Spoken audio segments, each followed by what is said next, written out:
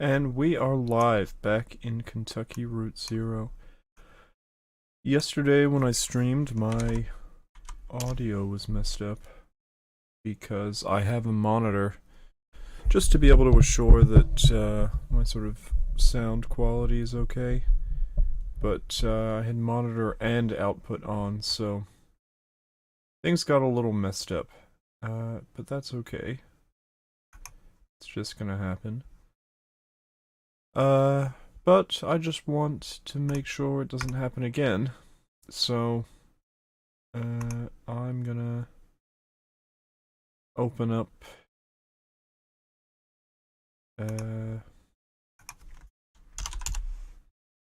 Restream, and just take a look to make sure that that's true. Let's see if it is. I guess I can bring it up on my phone.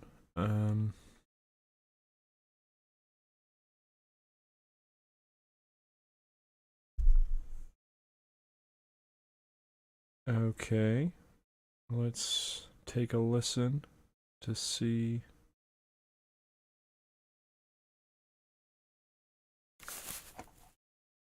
Although I think my phone's audio is also not the greatest. Yeah, I'm not sure it's making any sound. I don't know if it no longer... So, I'm having an issue where my phone doesn't make sound. Let's see if it does. Okay, my phone makes sound. That's a good first step. Now, let's try to figure out, why it is that I can't hear anything. I mean, it's possible that I can't hear anything. Okay, that sounds good. Okay, sweet. That I can't hear anything. Okay, that sounds good. Okay, sweet. Oh my god, it's, please stop. Okay, fantastic. That is now working well. So, with that said, it is time... Ooh. To open up Kentucky Route Zero and get back to it. So, we did 3. Let's see. The entertainment. Yeah, we did the entertainment. Now, it's here and there along the echo.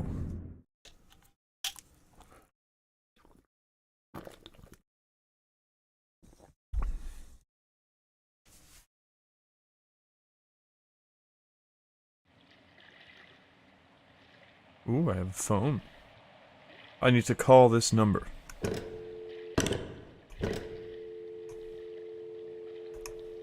But of course...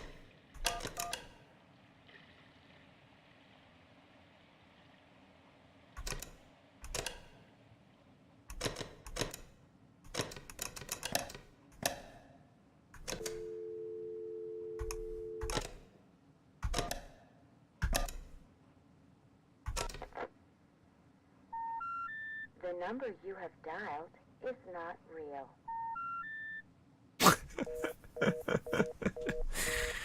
Okay, fair enough. Yeah, I think that's the only emergency number, so I guess we'll call this number.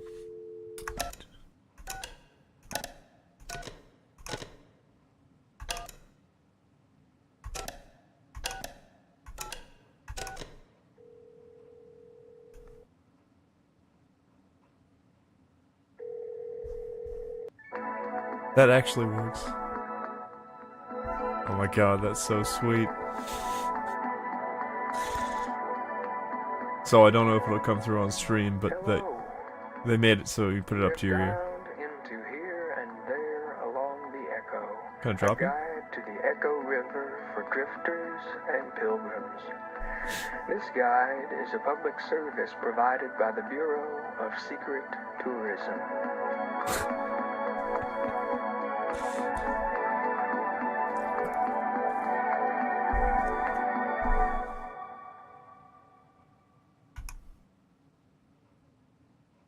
For a menu of our resources, press 1. If you have an extension to dial, press 9. For more information about our organization, press 3. If you don't remember dialing this number at all, press 5. To hear these options again, press 0. So, you don't remember dialing this number. You just sort of woke up with the phone pressed to your ear, ringing on the other end. Or maybe you thought you dialed a different number, but your digits betrayed you. Or there's a faulty connection somewhere out there in that spiderweb lattice of phone cords that covers all of creation. It must be kind of a nice feeling, really. It's like you and I just bumped into each other in the street or a little cafe. Say, next time you meet a stranger, call us back at extension 7864 and hand them the phone. We'd love to get to know them. Welcome home. For historical sites along the Echo River, press 1. For a guide to the river's flora and fauna, press 2. For help identifying an unfamiliar sound, press 3. If you're holding a snake right now, press 4. To hear these options again, press 0. For a catalog of subterranean birdsong, press 1. For help identifying something that's happening in the dark, press 2. If you are hearing organ music, press 3. To return to the main menu, press 5. To hear these options, welcome home. For historical sites along the Echo River, press 1. For a guide to the river's flora and fauna, press 2. For help identifying an unfamiliar sound, press 3. If you're holding a snake right now, press 4. To hear these options again, press 0. For different types of water, press 1. For the language of bats, press 2. For insect interactions, press 3.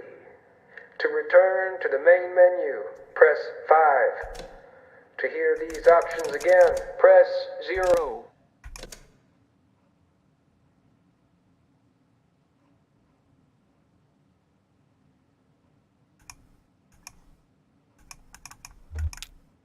Oh.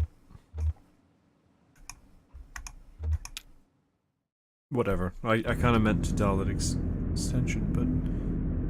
Oh, I guess I can go back. Yeah, I messed that up. Wanted to dial the extension.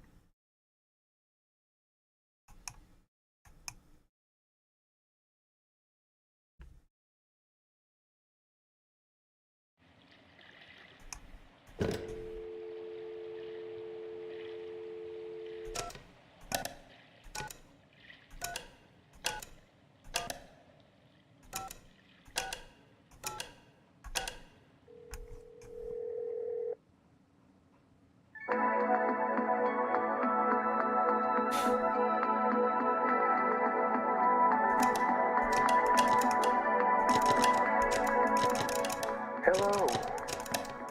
You have dialed into Here and There Along the Echo, a guide to the Echo River for drifters and pilgrims. This guide is a public service provided by the Bureau of Secret Tourism.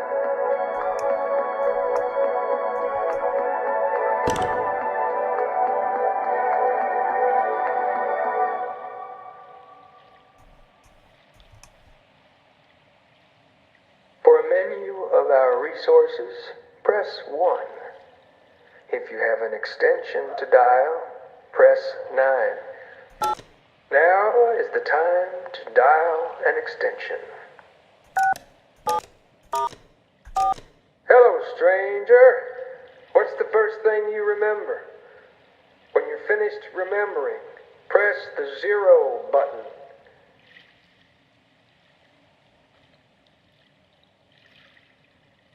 Hello, stranger. What's the first thing you remember? When you're finished remembering, press the 0 button. Welcome home. For historical sites along the Echo River, press 1. For a guide to the river's flora and fauna, press 2.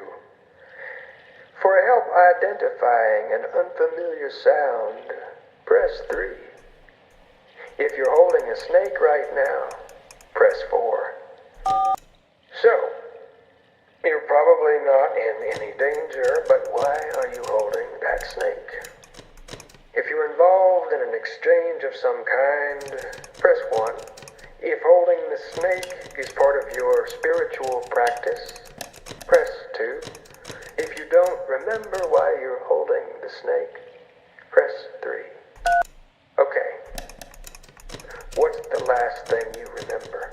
Please describe your memory in as much detail as you are able, paying particular attention to any smells and sounds you may recall. Were you breathing through your mouth or your nose? What did the air taste like? And so on. Feel free to call again with extension 1618 and tell us the whole story. All right. Let's roll up our sleeves and get to work on this here snake situation. What you're going for is a kind of gestural conversation. Don't worry.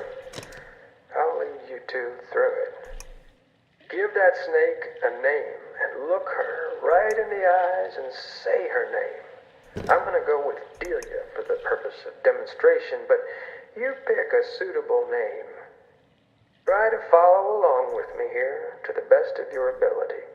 Delia, take it easy now. What if all of this is just a reflection of a reflection?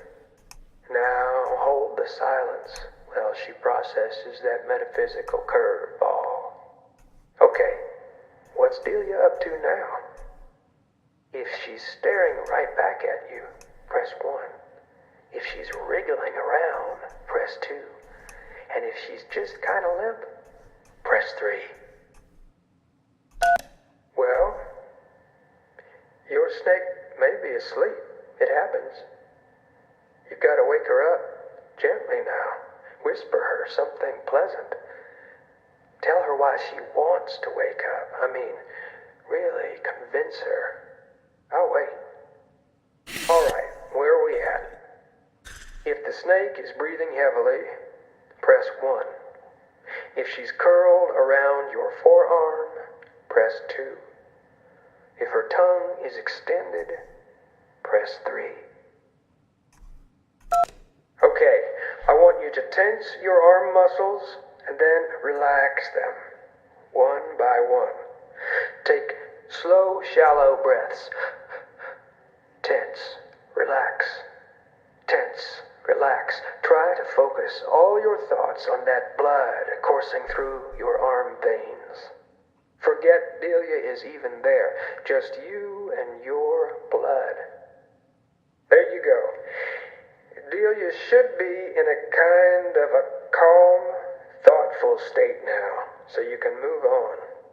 So, put that snake in some grass or something. Let Delia be free, like a snake should. And go ahead and wash your hands if you care to. I would. Welcome home. For historical sites along the Echo River, press 1. For a guide to the river's flora and fauna, press 2.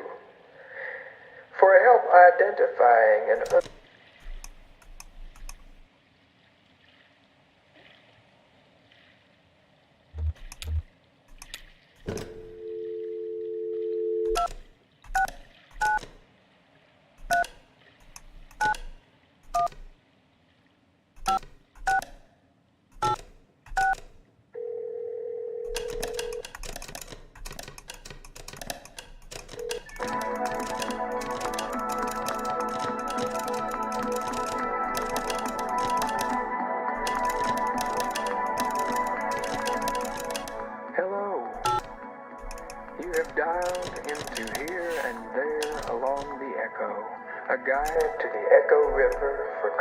travelers and pilgrims.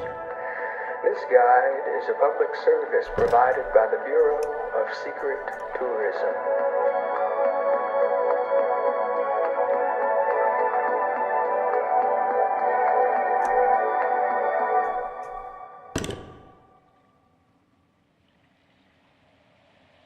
For a menu of our resources, now is the time to dial an extension. Something else shook loose. Well, how vivid is it? I mean, can you really smell it? Are you sweating it out now? Are your hands all damp, and when you brush your hair out of your eyes, it just tastes like... Listen, if your hands are damp, press 1. If your feet are damp in your socks, press 2. If you don't feel particularly damp anywhere, press 3. Oh, everyone has a damp spot somewhere in their body or mind. That's what lets us sort of squish a little when we try to remember something, muddy the details, right? Even if it's just that wet blood sloshing around in there. Your soggy heart, right? Let's hear all about it. When you're finished explaining yourself, press the 0 button. Welcome home. For historical sites along the Echo River.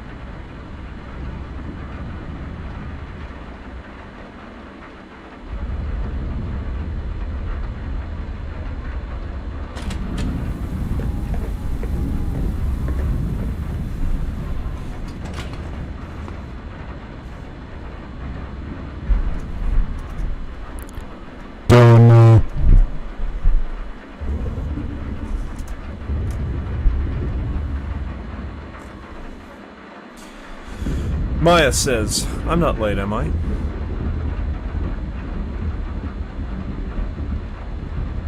Who is this person? Late for... Oh, I'm sorry. I'm Maya. Right, says Emily, the traveling artist. Welcome. I'm Emily, I work here.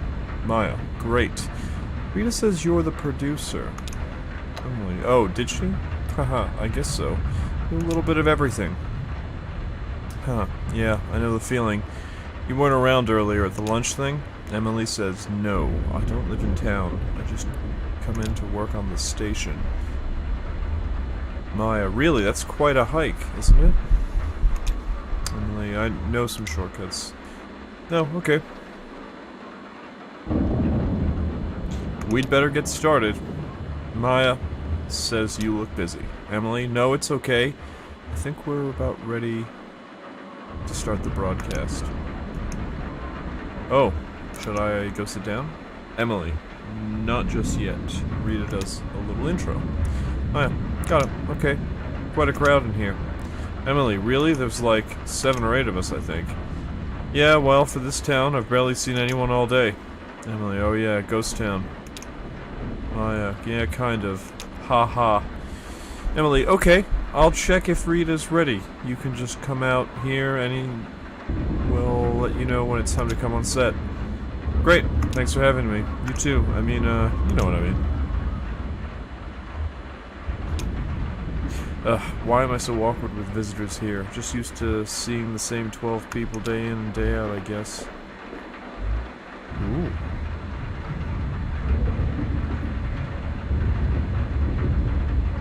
This is the coolest one by far. far yet. This is really nice. Can I... Ooh.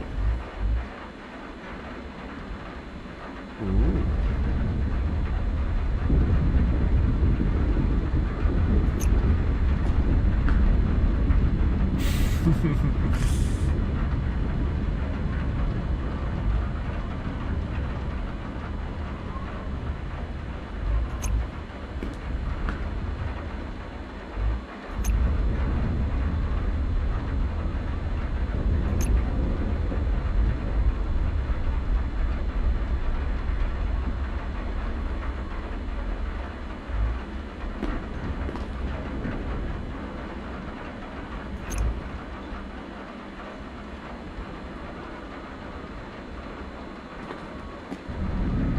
Ben and Bob working on a project. We found that radio in the wood. We found that radio in the woods a week or two ago.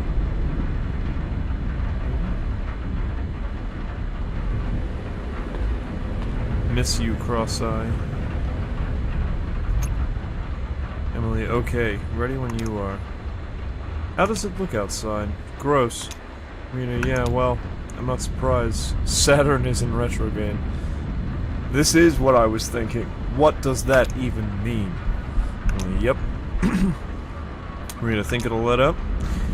I guess we'll see what Elmo says. My poor tomatoes. Okay, in 3, 2. Hi, it's Rita. This is your evening broadcast, 8192. Wow, it's really raining out there. Damn, I can hear it from here. We have a few leaks. Put some pots and bowls underneath them. Thanks, Ron, for lending us your extra pots and bowls. I hope you had a good day, despite the weather. Although it was really nice earlier, right? I had a good day today. Met a new friend. She's gonna join us in about a minute or so. Maybe you saw her earlier around lunch, or if you didn't meet her, then you'll meet her in a minute. Or if you met her already, but you still want to hang out, I'm sure there's plenty we can talk about. Wow, so this is 8192. Is that Emily?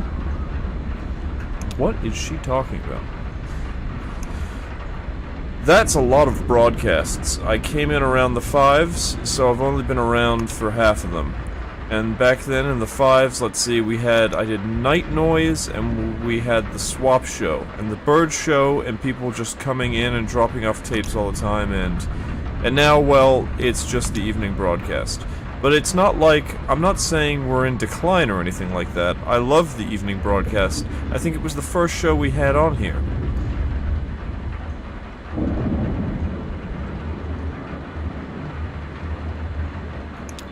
Yes, wait, no, well, technically, it used to be the morning broadcast. But the cameras were over there. Until we moved the cameras over to the other side of the building, where the glare hits you right in the eyes at sunrise. Yeah, so it's the spine of the station. Or maybe it's the heart. Or is it the skin? What part of WEVP body do you think this is? Why don't you come on by and tell us about it? We're going to be here for another 30 minutes or so. Or, if you don't want to brave the storm, you can always give us a call. Same number as always. 270-216-5556. I wonder if I can call that number. I'm such a annoying completionist that I'm gonna write that down, because there's no way that I would remember that. 5565. No, 5556. Oh my god, my dyslexia. 555. 5556. 270-216-5556. Okay. Okay, so we're going to start with the tape. This is an old one. It's one of mine, but maybe you haven't seen it. Or if you've seen it, it's been a while. So maybe you've forgotten. Ron whispering. Shit! Emily, what? She asked me to cue her tape on Pueblo de Nada. Emily, where is it? I don't know. It's probably still shelved. I'll find it.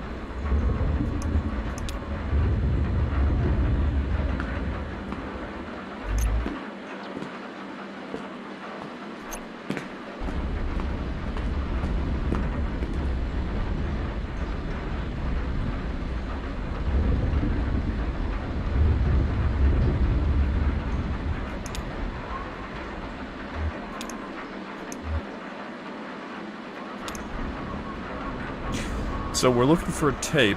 I just picked up a, oh, what's this? Someone should come here and label all of these.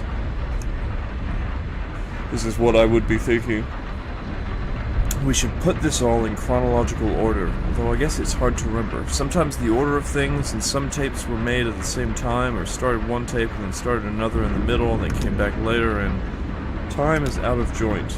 It's like sweeping a beach.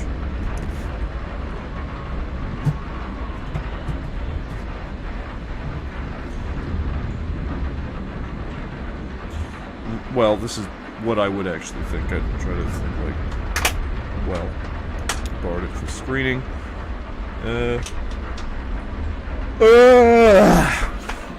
Here, Aunt Connie reframed Bear Waste Studies, Death of an Airfield. In Pueblo de Nada. Aha. What would you do? What would you all do without me? I'll cue up Rita's tape. Here you go, Mo. Hold off on playing this until Rita's done setting it up. Thanks, babe.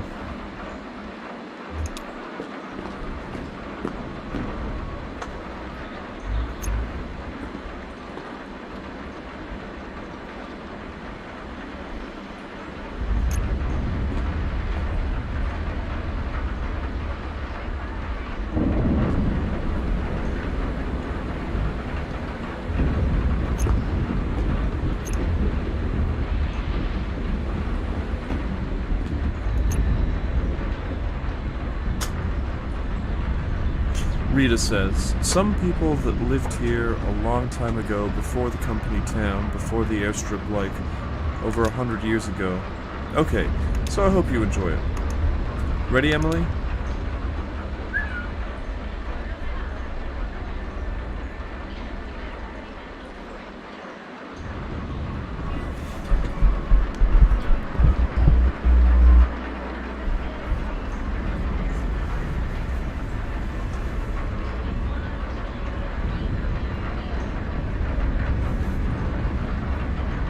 Construyó a sí misma, persona por persona, en los años entre medio.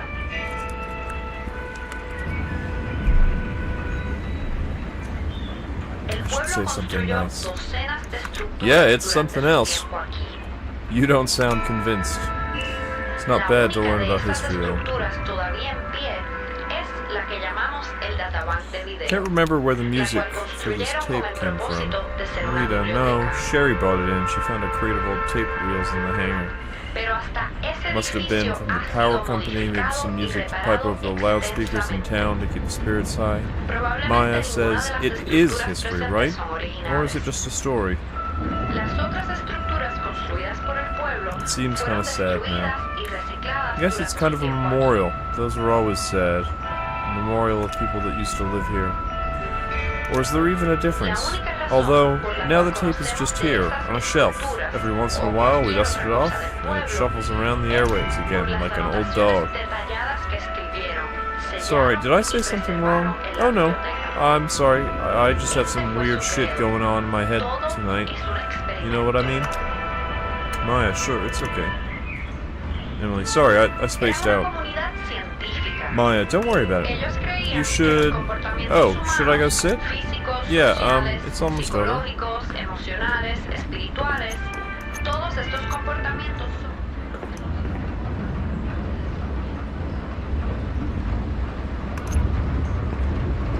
Rita says to Maya, so where are you staying tonight? Here in town, says Maya. Oh, good. Yeah. Even before the storm came in, I thought it'd be nice to get some rest before the long hike back to the highway. Ron offered his loft? Rita asks, what? He said I could sleep in his loft, says Maya. Oh, honey, he's talking about his barn. Oh, no. Barn. My barn. You know, you can't take my barn. Ron, nobody wants to sleep in your barn. Ron shrugs. It's not haunted, says Ron. Hauntings aside, it is not a very comfortable barn. I mean, I can sleep anywhere, but I think the last time Bob slept in there, he needed a tetanus shot after But that's Bob. He's a hypochondriac. Not even sure he even really needed it. Maya says, you'll stay at my place, says Rita. Oh, thanks. With that storm coming, I probably should find somewhere to stay out here tonight. Maybe I'll just sleep here.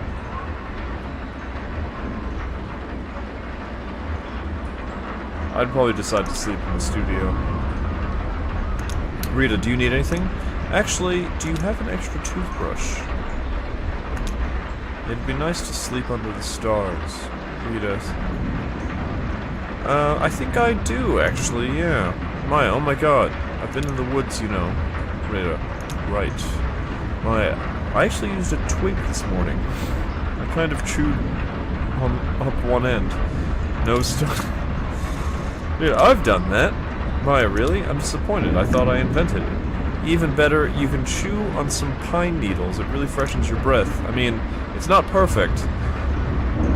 Maya says, wow, that's roughing it. Just close your eyes and pretend, I guess. Read it. Right, exactly.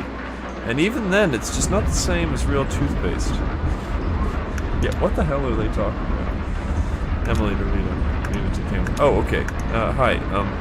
I hope you enjoyed that video. Like I said, that was from, like, it's several years old. I can't remember exactly. Maya says, I enjoyed it very much. Rita says, oh, thank you, Maya. Emily was wrong. What's next? Ron says, I brought the tape. Emily says, oh, okay. You good? Ron, all queued up. Emily, I'm gonna check on the boys.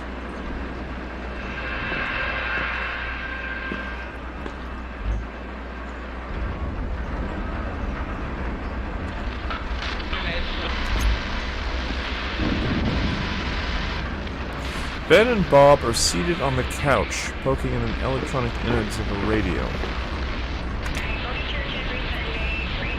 Ben, so then it won't mute while it scans between stations.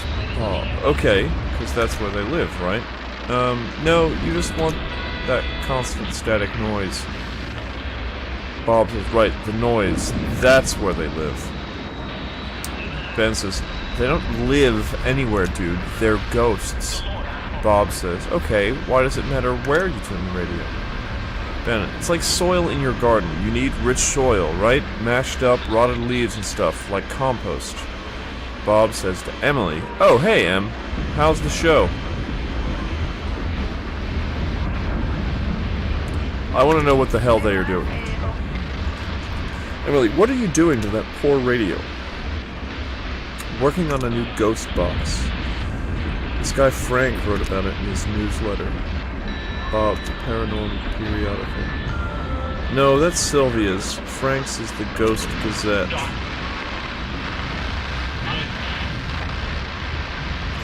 The radio crackles as it scans rapidly across the spectrum. Snippets of voices mixed with color noise and unfamiliar interference patterns. Ben, did you hear that? That was definitely a voice from beyond the grave. Sounded like, clearly heard dogwood in there. Yeah, kinda. Sounded more like frogwood to me. What the hell is frogwood? Man, I don't tell the ghost what to say. Did you hear that, Emily? I didn't hear anything. Best to be honest. I didn't hear a voice at all. I guess it doesn't matter. The ghost voices don't really come until you play the recording later. Bob, they only exist in recordings, like a copy without an original. A mirror reflecting something that isn't in the room. Eerie. Like the mounds. Burial mounds here in town? You think they're haunted? No, or sure?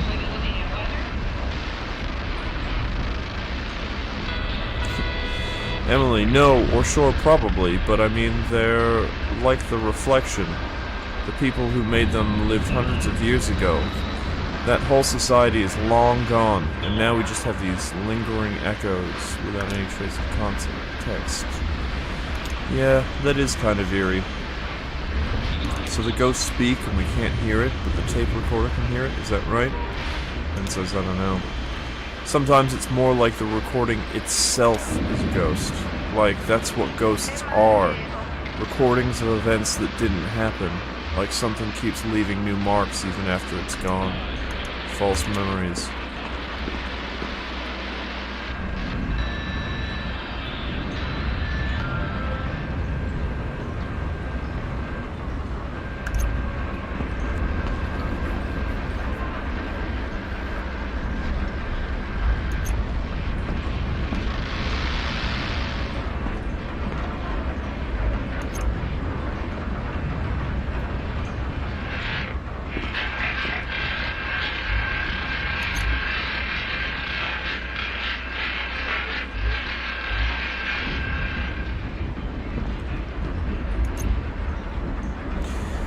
Rita. So, okay, Ron, anything that you want to tell us about that tape? Ron, everything on that tape was wild. Really? Everything? Wild stuff indeed. Even the horses? Everything on that tape was wild.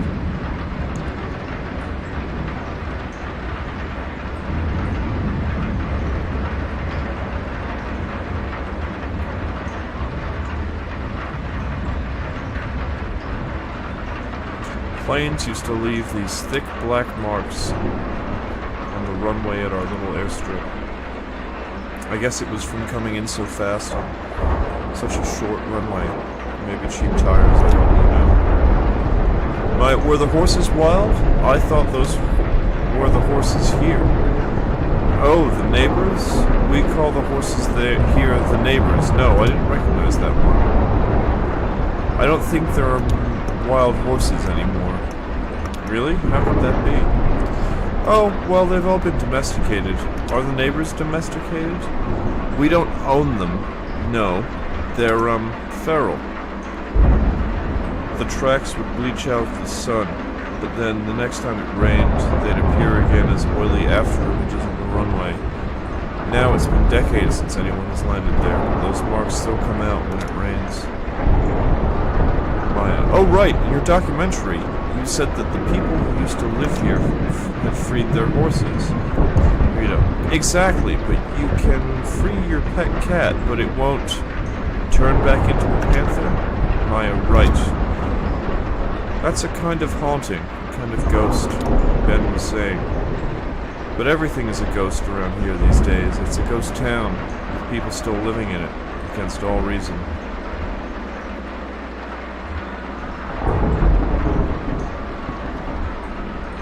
Most of the houses are empty. There's always been people here. After the Pueblo de Nada, the community airstrip, the company town, then WEVP. What about the dogs? Yeah, Ron. Was the dog wild? Everything on that tape was wild. Somehow, just as the last group dies out, some new utopian project always finds a way to take hold. What is it about this place? It must be the well. Rita, it didn't look wild to me. Maya, I guess it's a matter of perspective. Rita, I'm not sure I agree, but now it's time for the weather. Thanks again, Ron. We're hanging on long past our expiration date. Well, the weather should be pretty wild. I can hear it for myself right now. Yeah, getting pretty intense out there. Do you get storms like this a lot? Rita, more and more. Right, of course. And then, of course, there's the actual ghost. Rita, alright, well here's Elmo with the weather report, and lucky us, we also have Serrano Cole, Chiron Cole, who stopped by to add some drama, musically. I hear he's going to be at the Rum Colony later tonight if you need a cocktail after the show. So let's go live to Elmo with the weather report. Oh, is Elmo ready? I should make sure the camera's pointed in the right direction.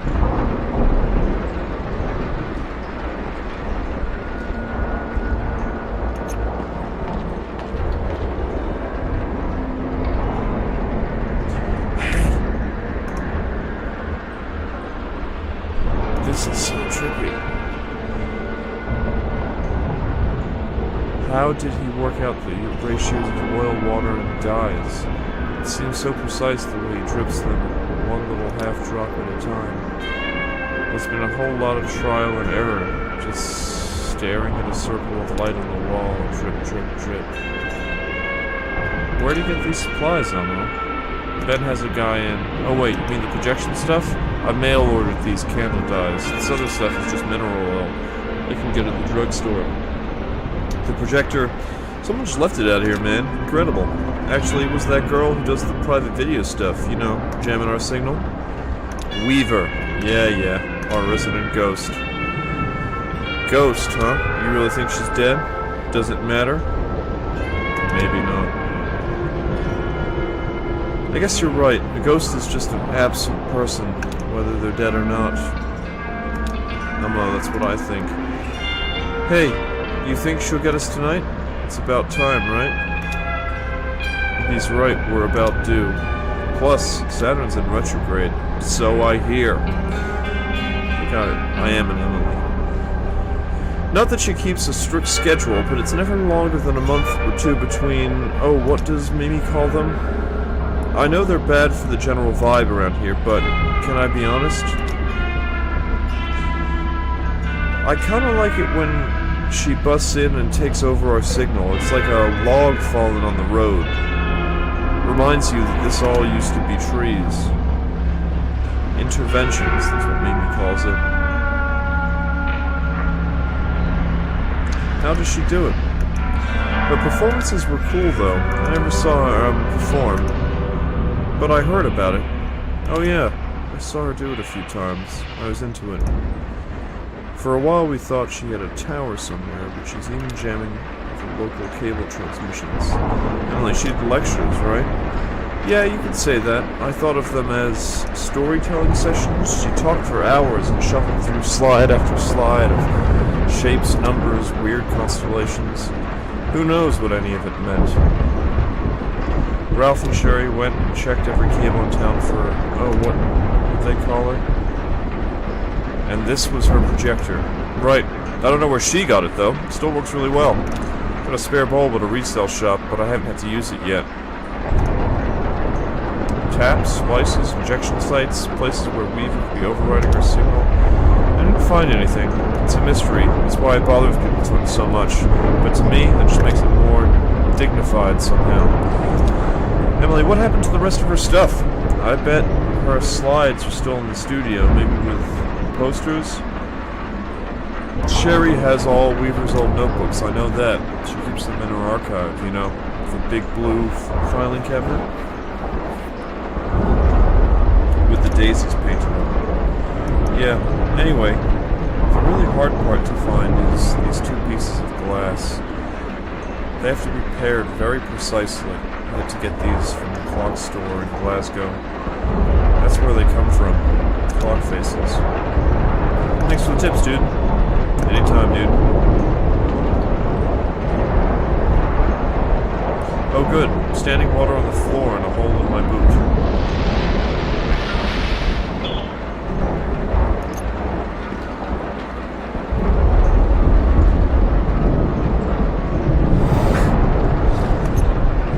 Back to you, Rita. Thanks, Elmo and Serrano. So, next we have a selection from the Video Databank. You're gonna like this one. Maya, this one's about caves. Ooh. Yeah, local caves. We play this one a lot. It's pretty cool. Telephone rings. Oh, but we have a phone call. Should we get it now or should we wait? We'll get it now. Okay. Rita presses the button. Hello, WEVP.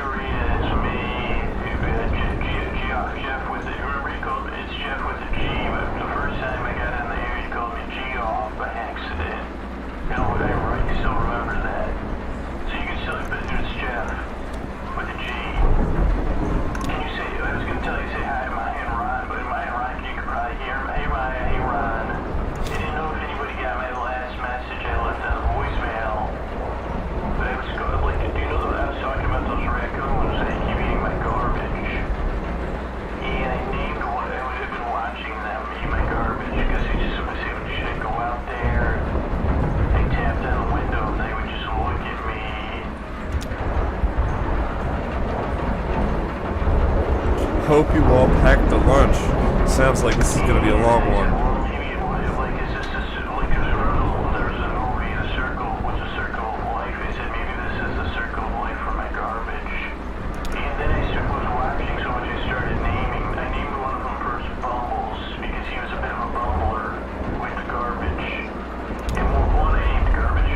It should be okay if I wander around a bit. Those aren't nice names.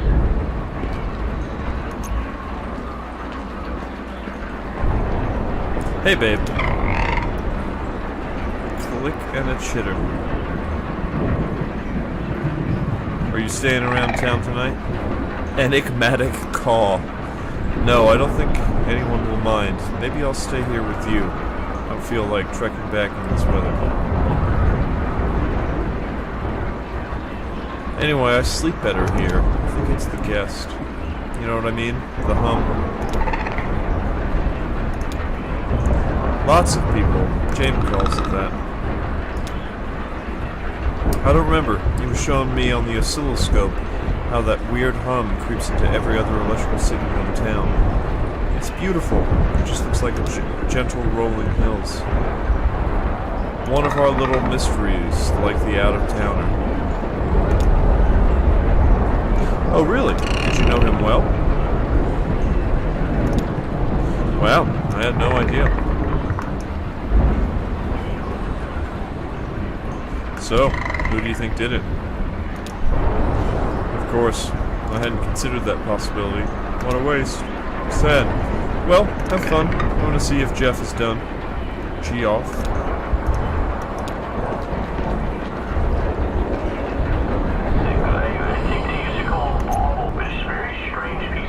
Ron has fallen asleep.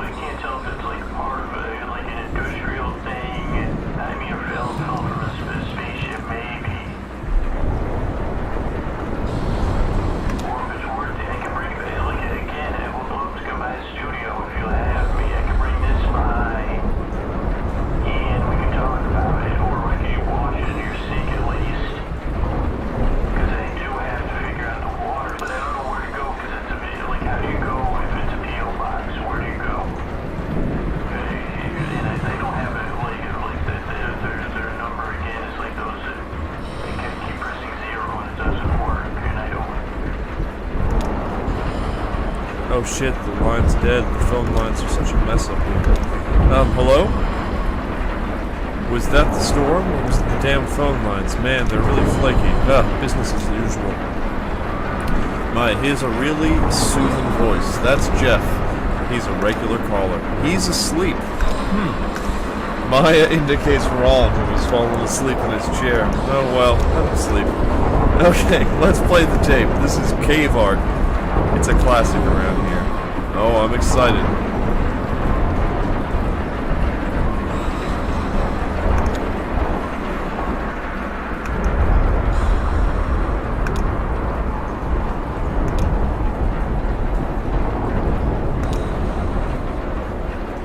Can't just leave a place haunted. That would be negligence. I'd miss her, though. I guess there are some good ghosts and bad ghosts, like spiders. Good in the garden, bad in the shower. A loud crashing noise from outside. Ron wakes up. Ron, what the hell? What was that?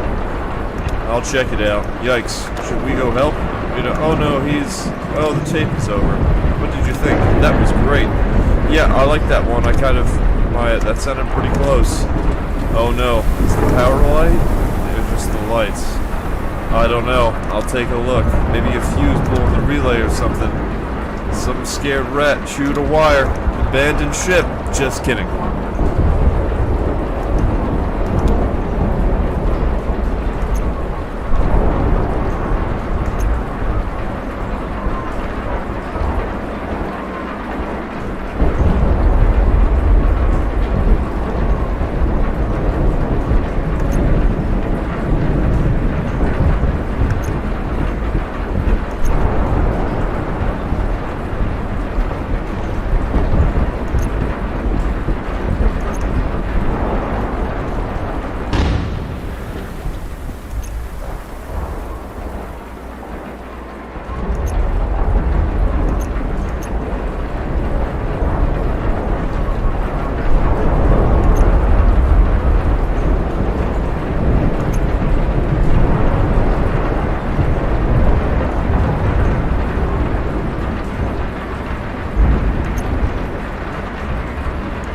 Are you having trouble with... Oh, I spoke too soon.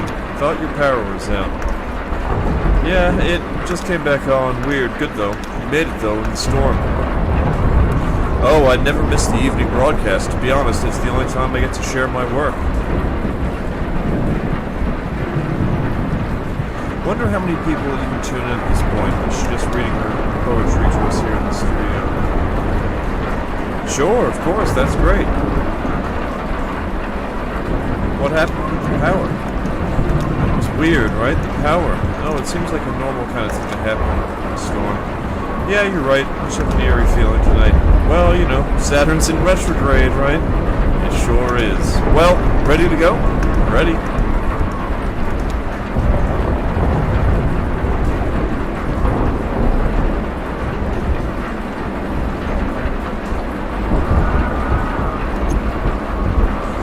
Did you fix it?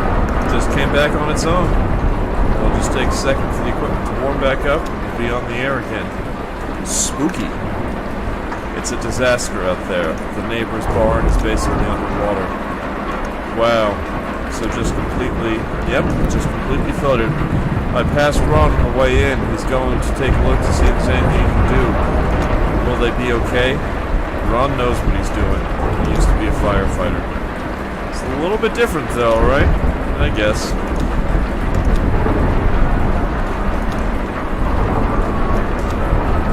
I brought my work. Oh, good. Nikki reads her poetry. It's a weekly feature of our broadcast. Oh, great. Look forward to hearing it. Rita, I just hope that we can keep going. We lost power a little while before, right? Better get started then. To the camera reading. To the out-of-towner. What evil flew you to your final bed? It was not men who brought you there to sleep. The men who left you bloodied then fled, chosen mud in muddy watered creek.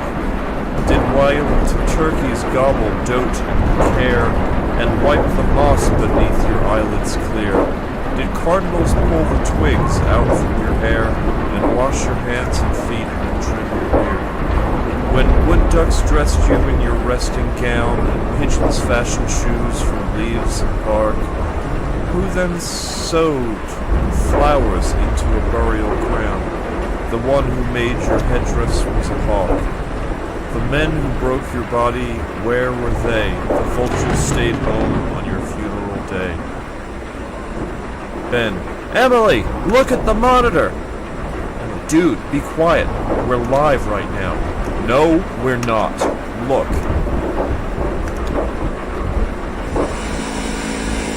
That's not our broadcast. Damn, there she is. Emma was right. What's wrong? It's her, Weaver. Oh, really? Tonight? Sorry about this, Maya. What's going on? Local prankster. She jams our signal every once in a while, whenever the stars align. Prankster? Not the word I would use. Damn, so what do you do about it? Just wait until she's done. You never let her stop us from jamming us. We don't even know how she does it. We should be back on in a minute, though. Don't worry.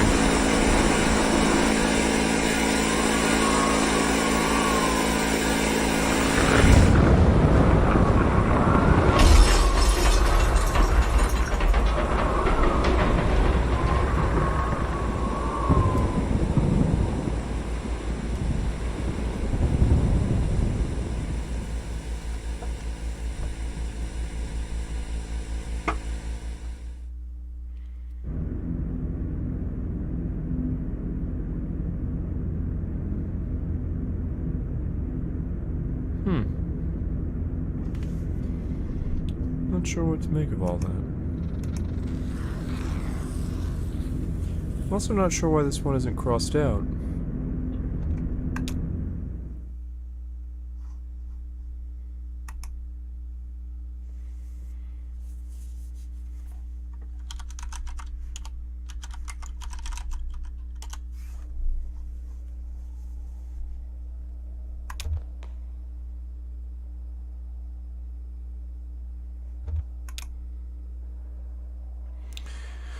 Limits and Demonstrations, a Lula Chamberlain retrospective. Marking the first major public showcase of her work in over 20 years, this retrospective exhibition of work by pioneering installment artist Lula Chamberlain comprises a diagonal slice through time, place, and form. The pieces on display here were individually debuted over a period of 35 years, designed in Chamberlain's various homes and studios between her beloved Mexico City and her native Elizabethtown. They represent a range of scale and impact from the intimate warmth of vertexed texture fetch to the infamous visage, the latter of which requires a vertical clearance of over 30 feet. Yet these works share a confounding legacy. In each of their debut exhibitions, they were nearly impossible to install. Yeah. Galleries and museums balked at the scale, power requirements, and highly skilled labor involved in maintaining these works for display. Some of their debuts collapsed under the weight of logistics, only to be successfully executed much later. And so, just as they describe the outer limit of Chamberlain's range as an installation artist, the geographical edges of vertices of her iterant home life and the beginning and end of her distinguished career, the works on display here also trace the extremes of our capabilities and the frontiers of our patience as both viewers and exhibitors. Are we capable of viewing these works as they were meant to be viewed? Do we even want to be?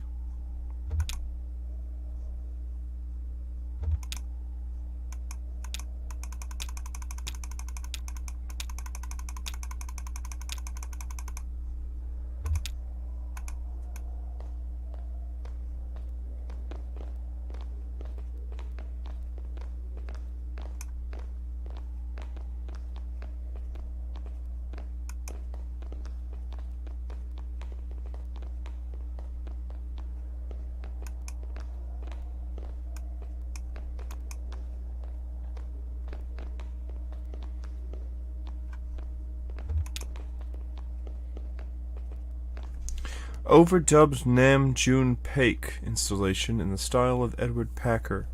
1965, 1973, 1980. Magnetic tape, handheld tape, playback head, speaker system. Voice of the artist, computer synthesized speech. Ben, oh, I read about this one. It's interactive. How does it work? It's a bunch of old tape, and you run this tape playback head along it, and you just listen to the recording, I guess. Let's try it out. I think you start in the middle. We start in the middle. Donald and Joseph are in the hallway. I am in an office. The walls are lined with filing cabinets. A few drawers hang open. The door is ajar. A massive computer looms in the corner. There are some punched cards on the floor. A synthetic voice recording spliced awkwardly into the tape lists out the options in monotone. To examine cards, rotate 30 degrees and advance 7 inches. To leave room, rotate 17 degrees and advance 4 inches. To activate computer, rotate 200 degrees and advance 15 inches. Activate computer.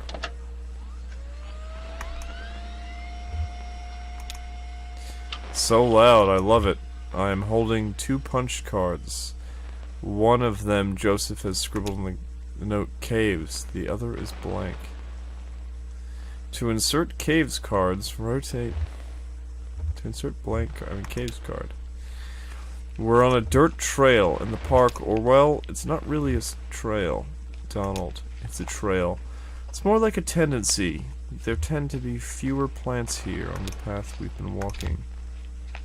Now we're walking at the edge of a massive hole. The dirt gives way to mossy rock on the ground and sinks into darkness. Joseph and Donald are following a rope into the cave. They have computer equipment tied to their backs, so do I. To enter the cave, rotate 65 degrees left and advance 4 inches.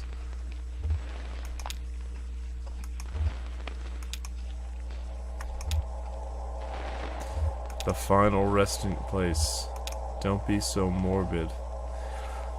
Computer. To remember a fond gesture, rotate 180 degrees and advance 23 inches. To regret a harsh word, rotate 12 degrees and advance... I'll remember. It's morning now. I'm in the car. I'm driving to work. This is the last recording I'll make on this tape, and then I'll drop it in the mail tomorrow, and then who knows. I've been recording onto this tape for 15 years, I think. A lot of other things happened, so here's the story. When I met Donald and Joseph, they were both students and I was in a band performing on campus. They came to my show, and then we met at some bar and had a few drinks together. Joseph wanted to impress me, so he stole a metal cocktail tumbler and gave it to me. We got kicked out, wandered drunkenly until morning, and finally ended up at a diner. And now I use the tumbler to store extra pens on my desk. So, I'm almost out of tape. I guess I'll just let it run out while I drive.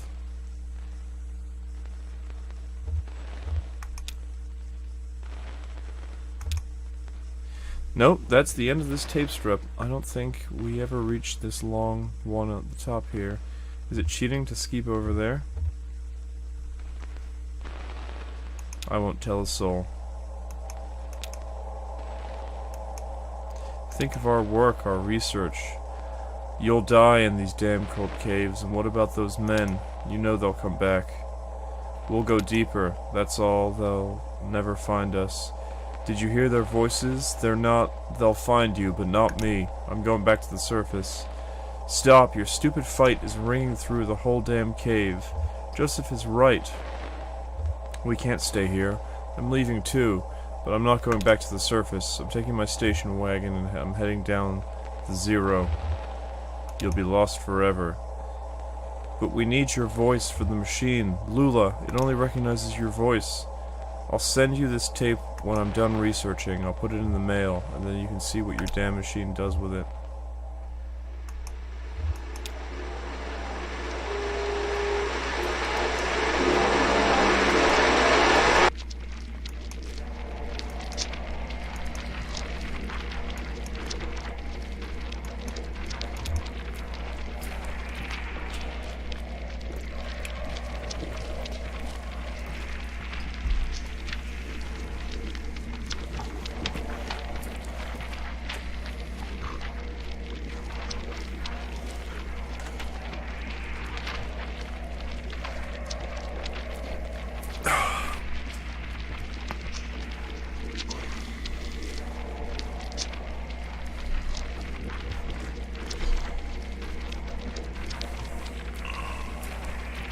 Excuse me. Visage, 1984, Unknown Media. What is that made of? It's a mystery. It looks like bandages, ribbon. Oh, you've seen The Invisible Man. It's slice of visage to build a visage, a puzzle to its owner. What? It's a poem I read. I think it was written by a computer. I think it's lovely.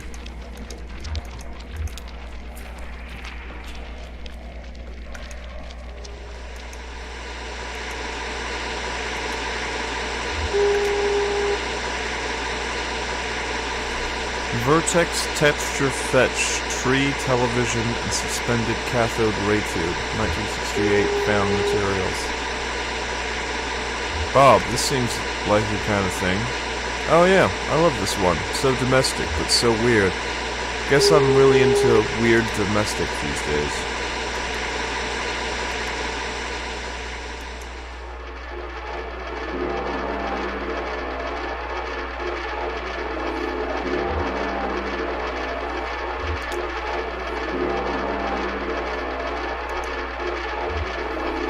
Spinning coin suspended.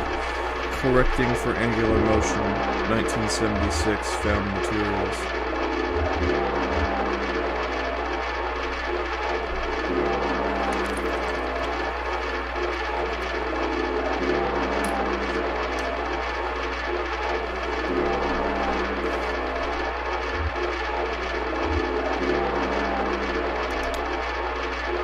The image on the screen or the whole thing? Yeah, the whole thing, the microfilm reader, that freaking coin. Yeah, kind of anxious, right? I feel like we startled it. And now there's this uncomfortable pause.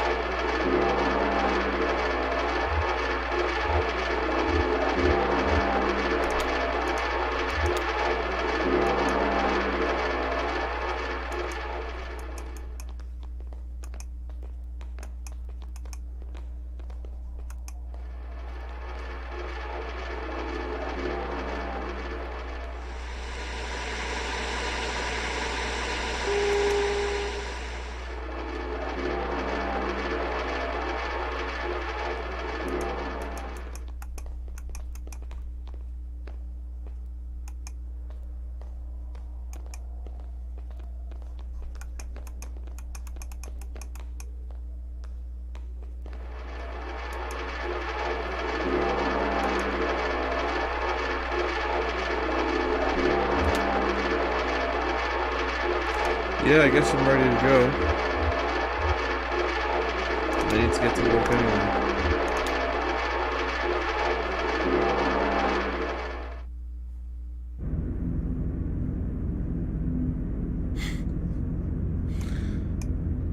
Well...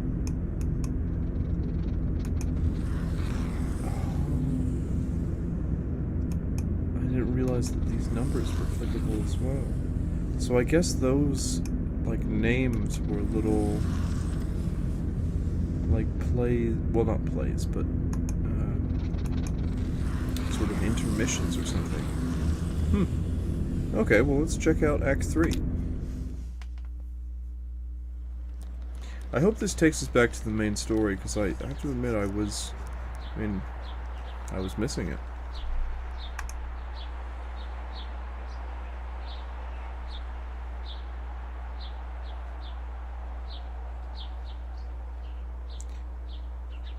Is this the dude that just had his leg,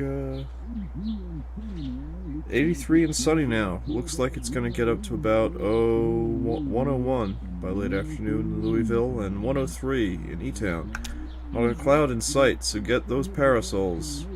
Major accidents just ahead of the Bardstown exit, so if you're headed to work on 31, you are late, my friend. Sugar? As it is. That's what Ira used to say. I had a dream about him last night.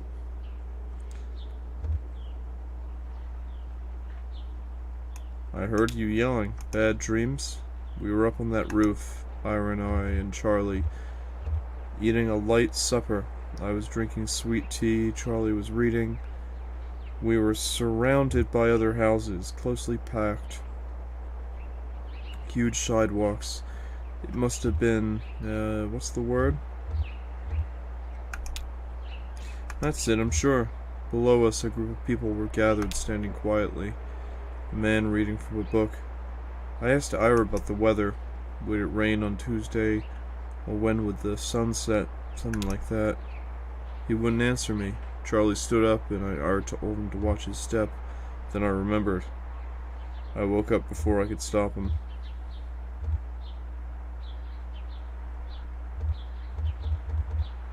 Charlie was alone on that roof. Yes, he was. He was so bright, his teacher said. What was the word?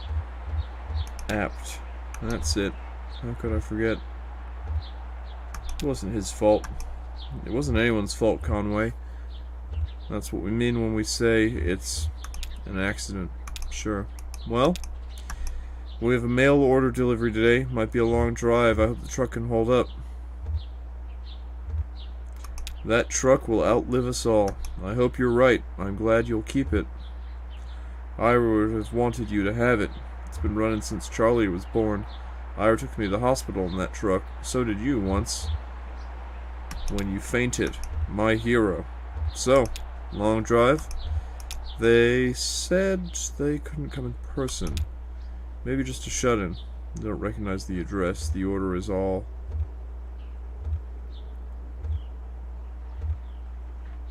Not much left back there. That's good. I wouldn't want a disused pile of antiques to be my, what's the word? Legacy.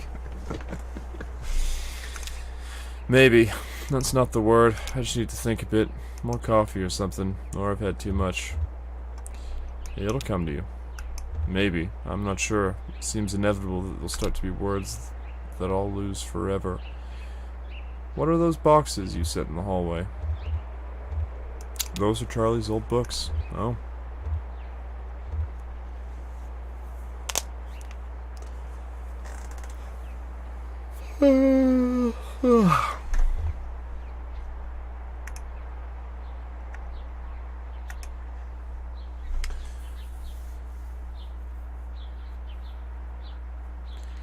Thought you might like to look at them. Oh, I'll take them with me, thank you. Cora should be here soon. Will you wait with me? Sure, Liz. I'll wait with you. There's your traffic and weather on the 5s. That's every 10 minutes. Brought to you by the Consolidated Power Company. Stick around for Old Kentucky Home with Kate helping you turn your humble home into a mansion after this.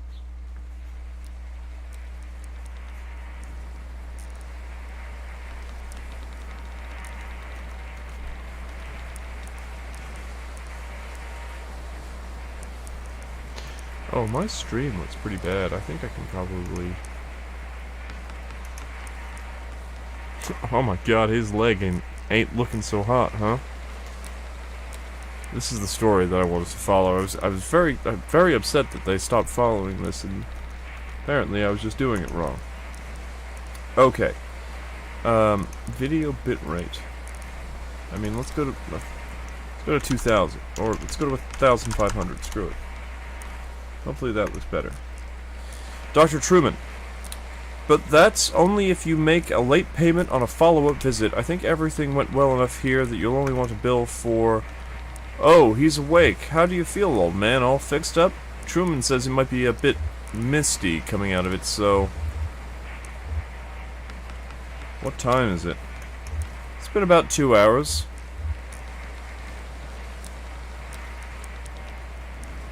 I think he's having a hallucination because he just had a surgery. And the doctor gave him some powerful drug. Shannon, it's been about 2 hours. Conway, what have you been doing? We watched TV for a while. Then Dr. Truman showed me some of the terms of this bill. It's kind of... You'll want to look over it yourself, I think.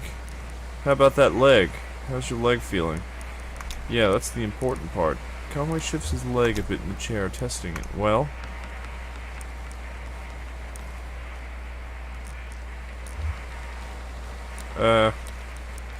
I mean, at this point, if I felt my leg was like bone, I would...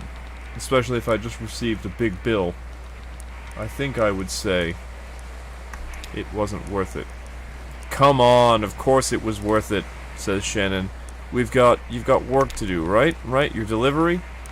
Your thoughts and feelings are probably still a little nebulous from the Nuripenol TM. That's totally normal. It'll pass. I wouldn't recommend driving, at least for another hour or two, regardless. I would probably say thank you, doctor. No, I would stare remotely at my leg.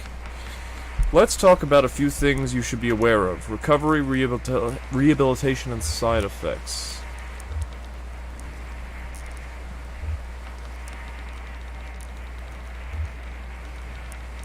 Oh, I'm used to a few side effects. There'll be side effects of Nuripenol TM, mostly. The operation itself wasn't particularly remarkable. Typically, we see daydreaming, deja vu, pensiveness, fugue states, irregular perception of time. About 15% of patients report a generalized sensation of lateness. Nothing to be alarmed about, just keep it in mind. Best thing you can do is keep it clean and free of debris. What do I clean it with? Only clean your leg with a soft cloth, moistened with water or isopropyl alcohol. You'll definitely want to avoid abrasive agents like detergents or other solvents. So, do you have any questions? Anything about the bill that didn't make sense? Don't mean to rush you, but I have an early fishing trip.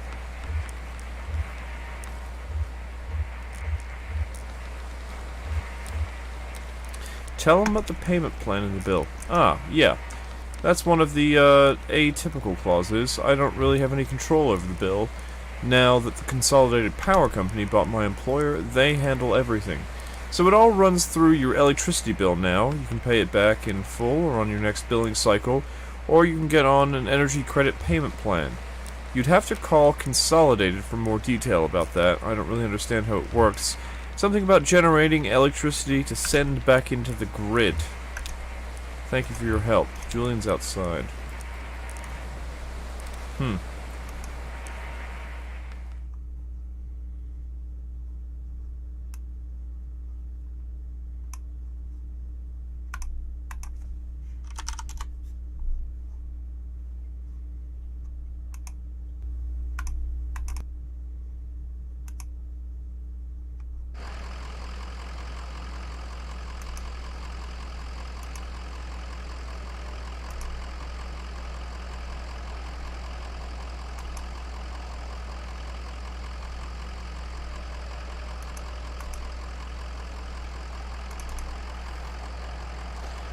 I'm just trying to figure out how many good video bit rate.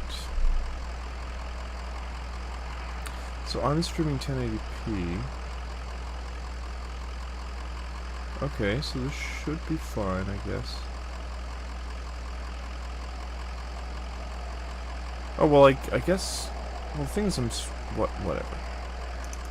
Just make the number 2000 and see if that's good.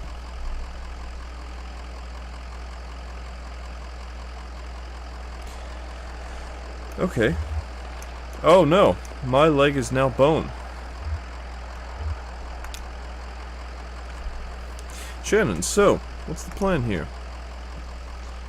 Nice. This is... I was so disappointed when I thought that, this part of the game was over. It was like... We just spent 2 acts playing as this guy, and now all of a sudden...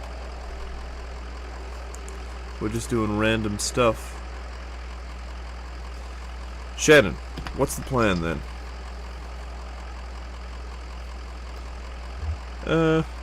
Head back to the Zero, I guess. I hope these are the right files. I mean, I'm pretty sure they're what Lula was asking for. But it was kind of a mess in that storage facility. How do we get back there, though? The entrance to the farmhouse was gone. Let's see how that looks on screen now.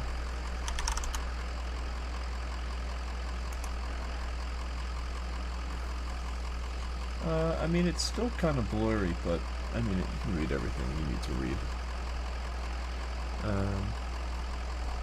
So, I'm happy with that.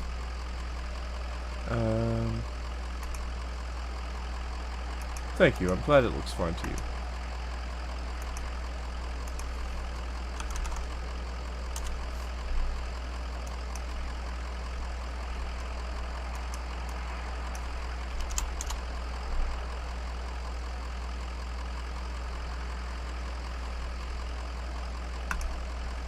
Okay.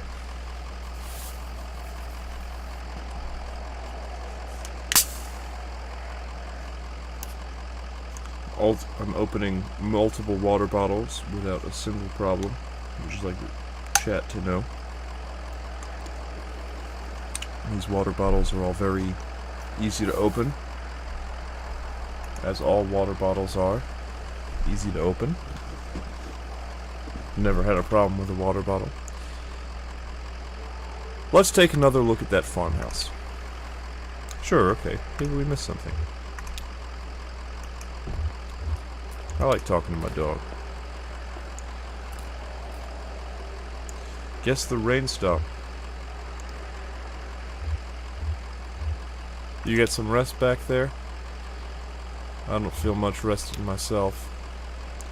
But I'm tired most of the time these days.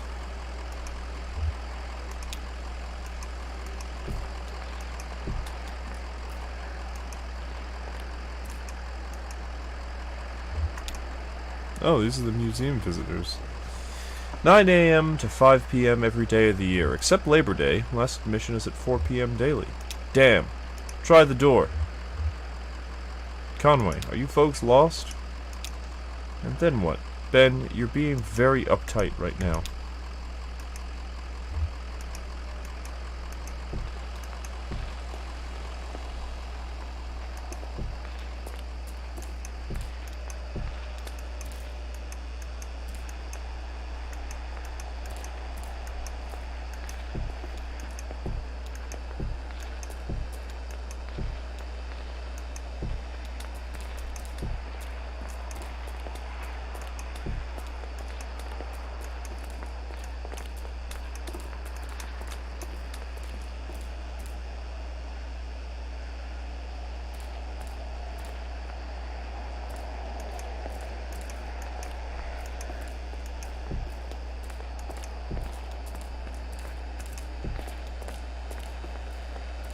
What the hell is going on?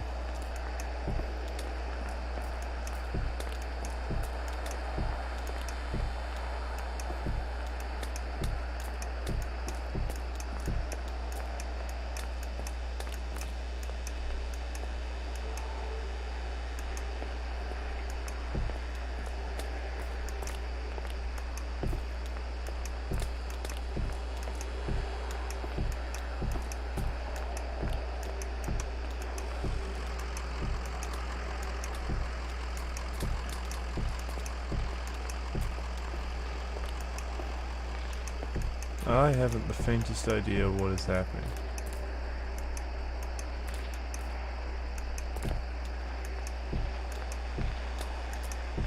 I guess it might be recommended that I talk to those museum visitors again.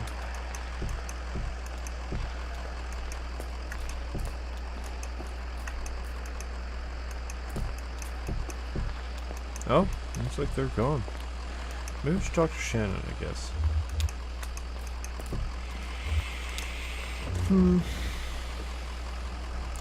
How are the drugs treating you? I don't like to take medicine. No, it's good for you. He's a doctor, right? I know what you mean, though. My folks have a peculiar relationship with medicine. We almost never had a regular doctor or health insurance or anything like that. Our immigration stuff was a mess for most of my childhood. So only qualified for state programs in small patches before something or another would get contested, and we learned to just pile up on dentist appointments. Pile on dentist appointments and stuff in those short windows.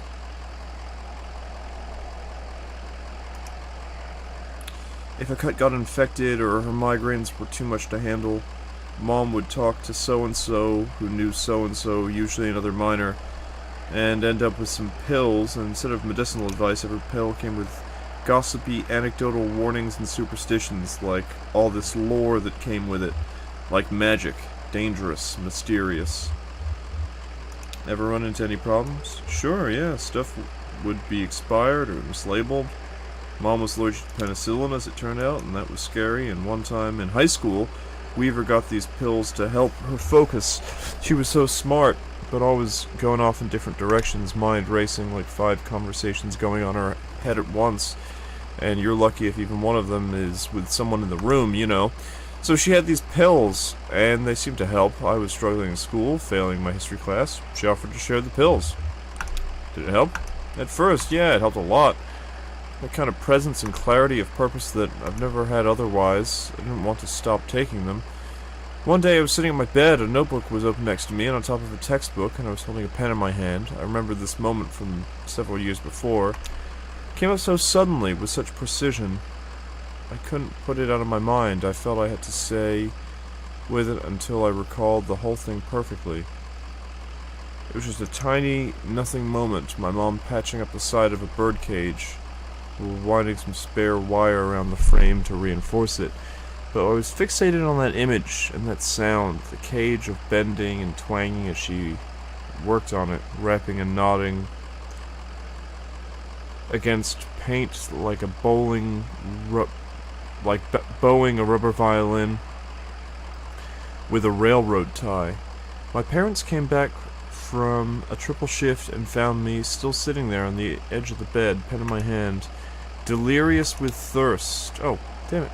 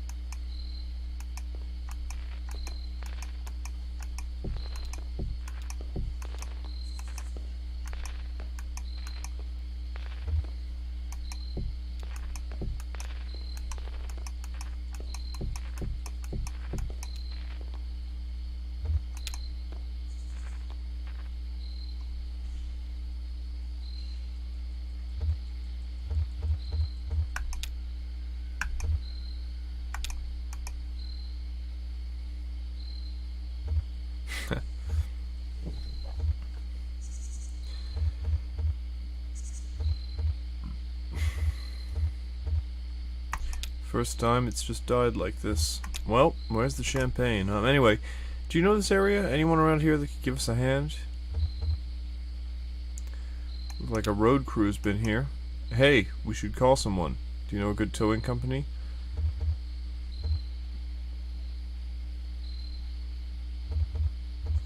I can't read the name or the number on this flyer, but it looks like a picture of a tow truck. Or the shop. I'll give them a call. I hope I can get a signal out here. Shannon speaks into the large brick cell phone held up to her ear. Hi, hello. We've got an old, I want to say diesel old truck just stalled out.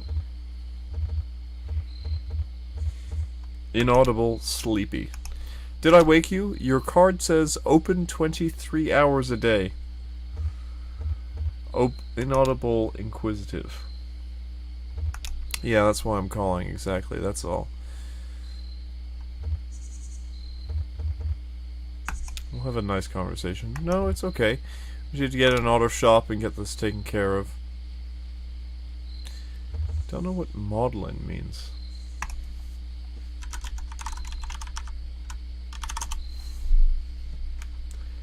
Self-pityingly or tearfully sentimental, often through drunkenness. The drink made her maudlin. Sentimental, over-sentimental, emotional. We'll go with concerned. Thanks for the offer, but we really just need a tow is all. We'll go with meticulous. Is that like some kind of naval thing? I don't know. We're off 65 somewhere, just kind of pulled up by this tree that fell over. Specific. That's actually a pretty accurate description of it, yeah. Hanging over the power lines just like that. Did you see it go down? Assertive. Okay, whatever you need to do. How long do you think you'll be?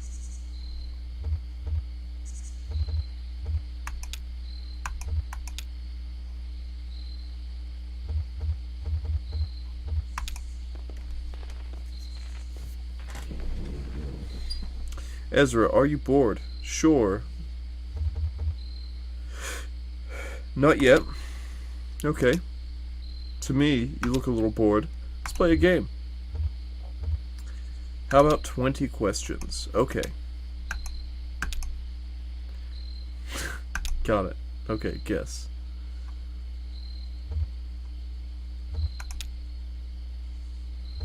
Is it alive? No.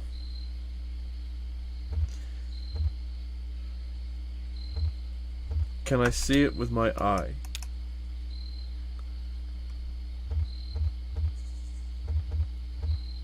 Does it last for more than a day? Well, we put it together, and that takes a while, but then we break it apart right away.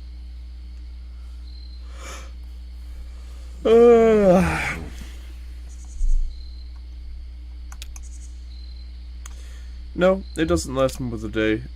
Not the way it really is. Did you make it yourself? We put it together, but we didn't make it, no. Alright, that's all your questions. What's your guess? I think I got a few more. I wasn't counting, but I'm pretty sure that was 20. Is it a nest? Yeah, a pretty small nest, like made for a small bird. It's empty and it's nighttime and it just rained. It fell out of the tree and now we're putting it back together. Then we'll take it apart again. I was all ready for those questions.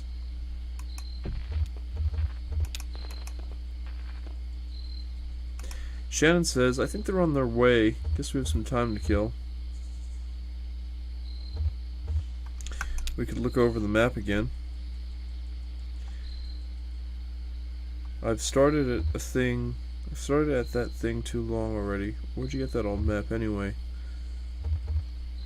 It's just always been in the truck. Huh.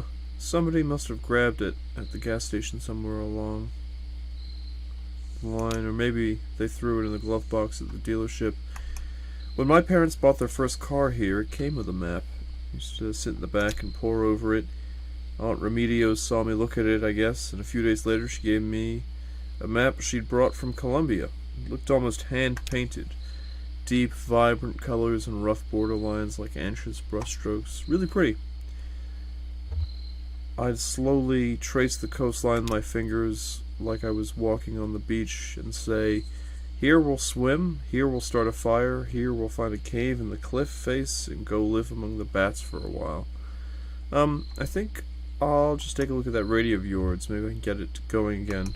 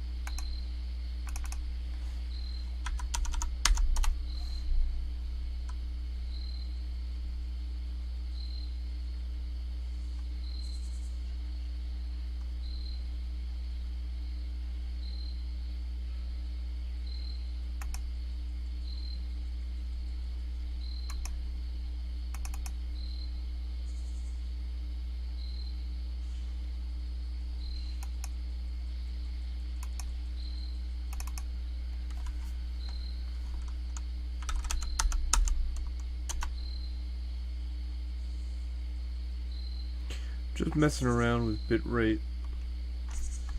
Okay, I've got the thing to change color. It's probably going to start dropping frames. I don't exactly know what causes that, but I'm happy to find out, because, I don't know, it's just kind of cool. Maybe we'll try 5,000. See what color 5,000 makes the thing. 5,000 is green right now. Okay. But 3,000 is red now. Now 2,000 is... I'm dropping frames. How many frames am I dropping? Should probably just not mess with it and play the damn game. That seems to be dropping frames, but it is stabilizing, so maybe I'll leave it and I'll check back in on it. Although I'm not sure I necessarily notice much of a difference. Although it looks a little bit... Yeah, it looks a little better.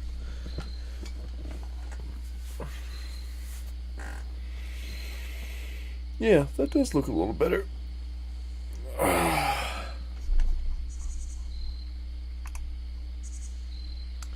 Good night.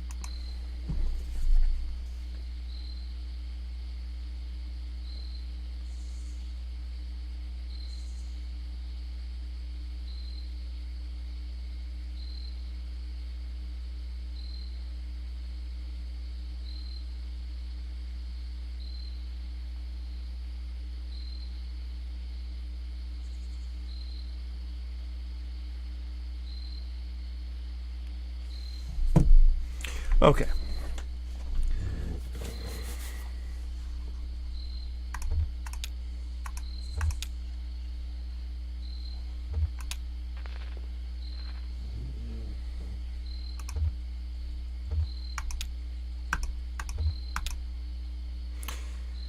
The thing's been broken for years, so we'll get to find out what station you had it tuned to when it went out. A snapshot of a younger man's tastes.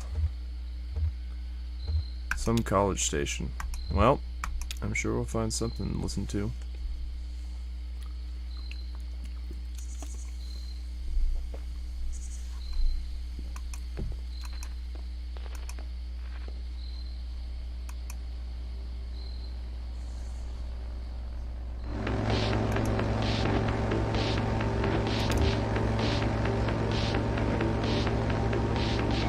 Johnny, where are we staying tonight? Junebug. Some closet and bar, I guess. Harry Esperance's 4-star broom closet experience. Maybe it'd be nice to stay outside one of these nights. Power down just enough to rest. Keep an eye on the stars. Be there when the birds wake. Sounds romantic. I'm a real romantic. Lucky me. How far out are we? Teasing. Are we there yet? Oh, stop. Harry's not going to be happy. You know he doesn't like me anyway. I'll tell him about the frog.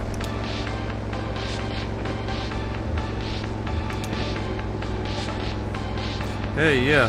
Didn't you play on this record? Go-Go was on it. Yeah, Go-Go. Go-Go. That guy is out of control. Should do a set with him. Only Johnny plays the notes I like. Aw. What time is it? It's late. Harry's gonna flip out. That old man was born flipped. Relax, Cricket. Yeah, you're right. Sorry, I'm being uptight. Just play the keyboard. I'll figure out the rest.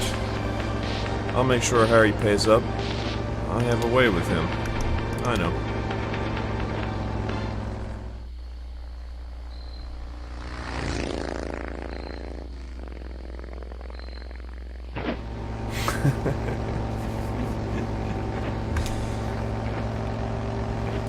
I think they had a dog. I guess you could call it that.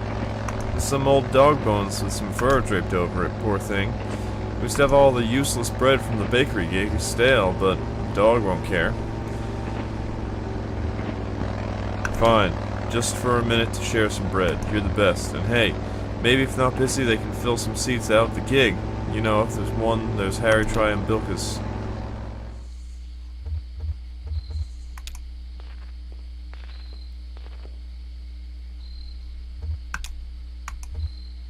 Maniacs, are you okay? Fine. Of course you are. They were in a hurry. Some folks are always in a hurry. Not you, though, huh? You just keep drifting along and don't let anyone rush you? What is that? Is that patience? Something like patience. I guess that's what I like about you, old man. You know how to wait. I don't think I ever will.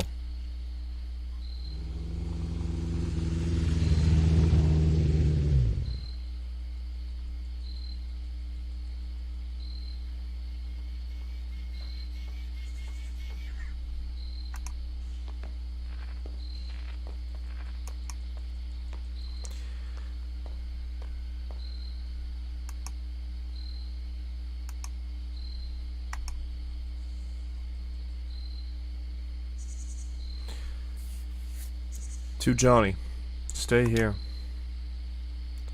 To Ezra, careful. He's wicked with strangers. Huh, you...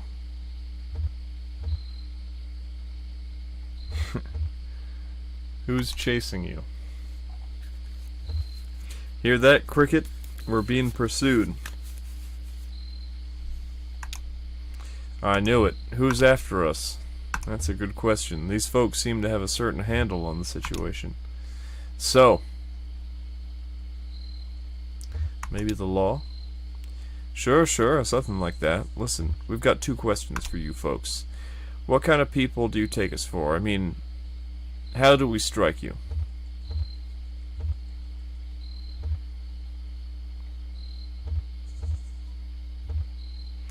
Conway, you seem nice enough. What do you think, Cricket? Our generosity is unmistakable, ma'am. It radiates. It does radiate. Now, here's another question for you. Do you like music? Johnny, do you like music? Conway, Lizette used to sing in taverns on the weekend. Beautiful stuff. Sometimes I like to leave the radio dialed in between stations. Ezra, I don't like music, but I do like sounds. I'm gonna go with Lizette. Of course you do. Say, you should come to our gig. What an idea. I think I hear this, wah. Yeah, that's too loud. Alright, turn. That should be better. Although now maybe it's too low. No, it's right. I think just right. Maybe I'll move a little. Maybe I'll move a little closer. I don't know. Yeah, it doesn't matter. Okay, Junebug, a tow. I won't hear about it. Time of night, you'll be kicking your heels till dawn. We'll fix your truck up. Me and Johnny are a couple regular gearheads. Why, I just put a new cylinder block in this baby over here. The vicious cycle. That's what we call our bike. Call it the vicious cycle. Pretty tough, huh? We'll get you fixed up quick so you can come to the gig. See, we have a regular booking tonight and, well, we're running late. Very late. That's what I told him. Now the old man who runs this venue, Harry Esperanza, is a notorious withholder. If we don't get a few bodies in the crowd, well, he'll go all penny pinching on us. Just a short set. We only have one song prepared. You'll come to the gig, won't you? Of course we will. Can you believe it? We almost didn't stop. Hungry, old man? I think I got a crust in the sidecar here. But that dog of yours is such a pitiful sight. Well, it's all said and done. We've stopped, that's all that matters. Our gig's on the old tavern called The Lower Depths. It's over there by old Charlie Moran Highway. It's off 65. We usually take a right off the interstate. Petting zoo. Johnny likes the pet. I like the petting zoo. Now, let's see that truck of yours. I feel certain. I feel certain we can get it running. I read it off the... Oh, I wonder... The Lower Depths, over by Charlie Moran Highway. Turn it up just slightly. I don't know if that's what it's supposed to sound like. It sounds very... I'm gonna turn it up all the way again and just not yell. I think that's the best thing I can do. Yeah, that sounds pretty good. The Lower Depths, over by Charlie Moran Highway, just east of 65. Take a right off 65 around the petting zoo.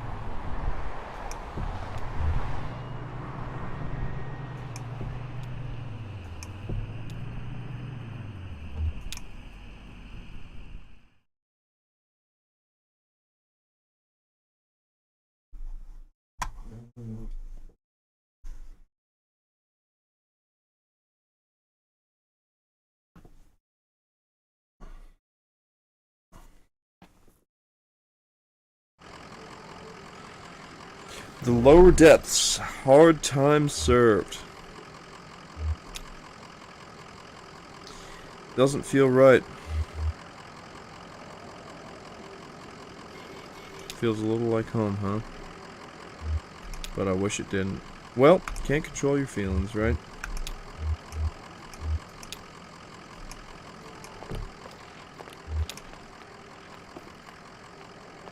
Kinda late. Are you sure they're open? Sure, they're open. This is one of those places. Let's head on in. We're not saints, but we've kept our appointment. How many people can boast as much? That's lovely, ma'am. Who said it? A poet.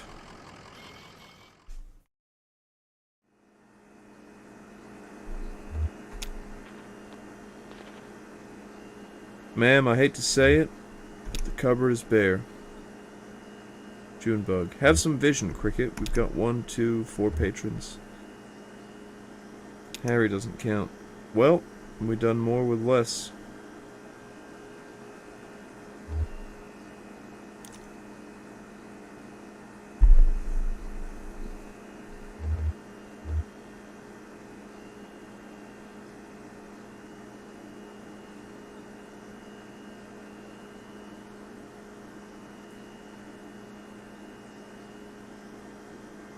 I haven't been in a bar like this since Gave it up, huh? Well, I bet Harry has some coffee on back there. But I won't vouch for quality. She's a connoisseur. Johnny's favorite regional cuisine is gas station.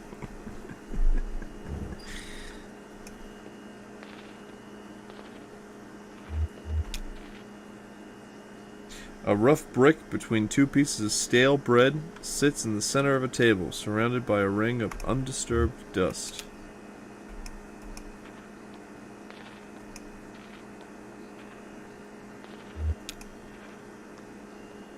A bulky set of black goggles sit on the edge of the table, next to an ashtray, a newspaper, and a few empty glasses. Who do you think it belongs to? Whoever they are, they're gone now. Must have been pretty tanked to leave it behind. This thing looks expensive.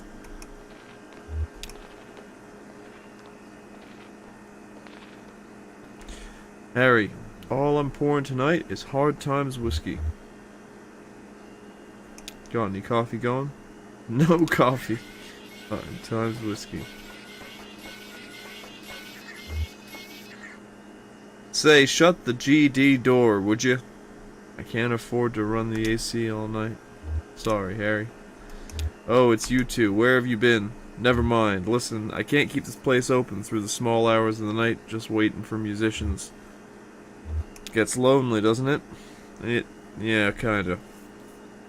How about some music? Well, there's nobody here to listen to it. I can't pay for... We brought some people, Harry. A crowd is forming. Yeah, but also I...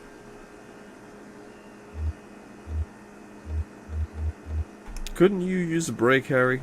Been on my feet all day, but I...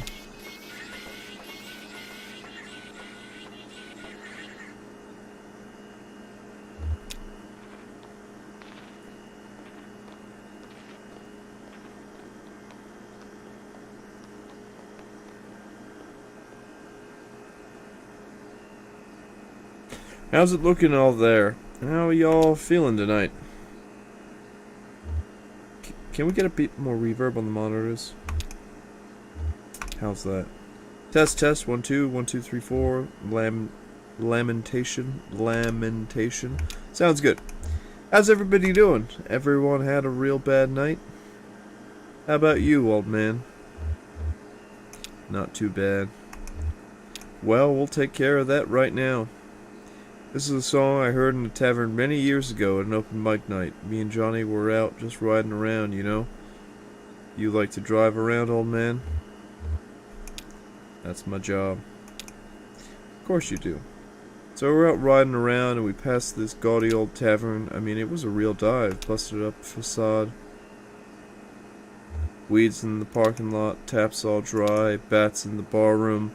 And run by this creaky bag of bones. Looked like the only thing keeping him awake was the fear of death. So glad to be back here at the lower depths. Harry, hey now. So we stopped for an early drink, and there was a lady singing right here on stage, and the song she sang, well, it stuck with us, and now it's a regular part of our repertoire. Never got that lady's name, but she seemed like a sweet gal, and she had a voice like Scotch whiskey. And we hope to do her song justice, so here it is. Too Late to Love You.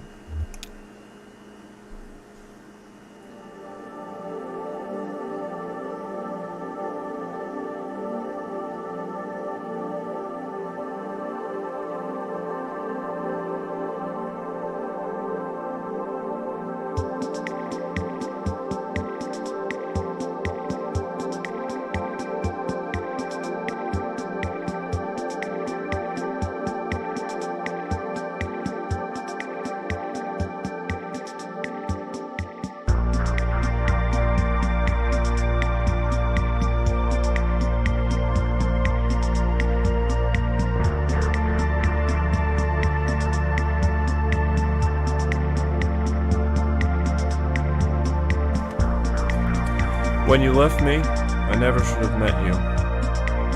I wish we'd met before.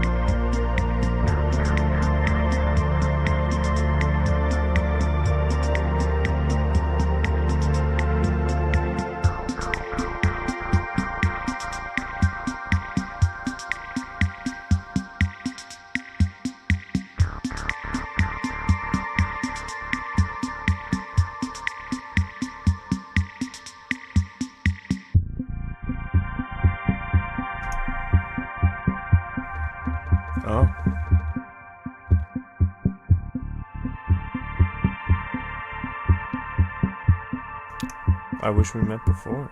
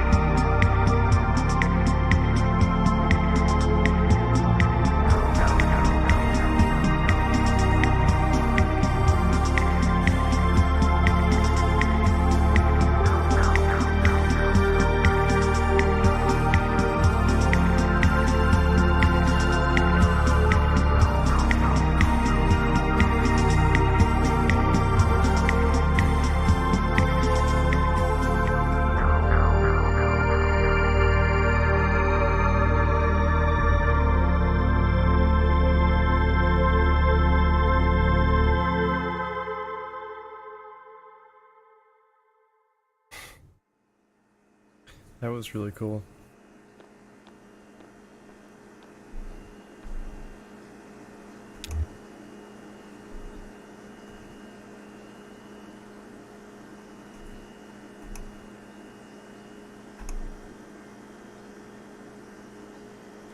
Well, I hope you liked it. Kinda sad, isn't it? Kinda. Listen, we appreciate you folks sticking around for the show. There's nothing more wretched than playing sad songs to an empty room. We've just got to get our fee from Harry, and then we'll get headed to the, Zero.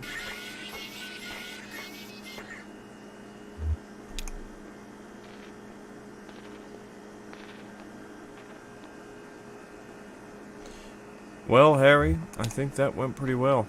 I'd say the crowd was into it. Reverential. Rapt. I guess the usual fee is about right, and we'll let you get back to your business. Well, that's just the... Damn it, I was trying to tell you two, I can't pay. They cleaned me out. I've got nothing left but a GD IOU from the distillery. An IOU.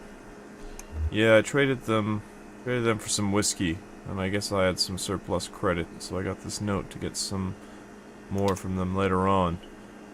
Must have been a hell of a trade. I had to. Had to keep this place open somehow, goddammit.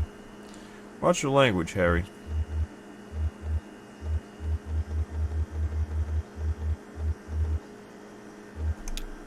Could you pay them with your IOU? Well, very contemporary, very astute. How about it, Harry? Let's push some paper around. Okay, well, it's just... I can collect on it here when they bring more whiskey up. But for you to cash it in, you'd have to go down to, you know, down to the distillery, down to Hard Times. And, you know, it's... You've got to take the Zero. So that's what we'll do. How do we get there? Are you folks sure you want to head down there? I've never been myself, but I hear, people hear things, rumors.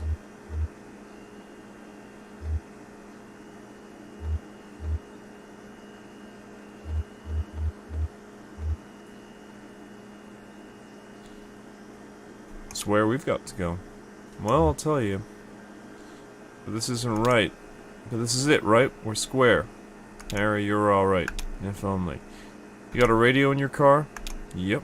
Well, here's what you got to do. Take a left out the parking lot, and then just fiddle around on the dial until you hear something familiar but strange. You know the feeling? Like, I used to go hunt with my uncle out in the mountains, and now I watch these nature programs.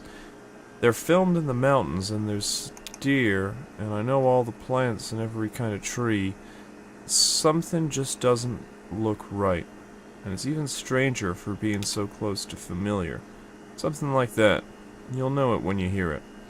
Fix that strange but familiar station on your dial, drive for a bit, then turn around when the station cuts out. I mean, right then.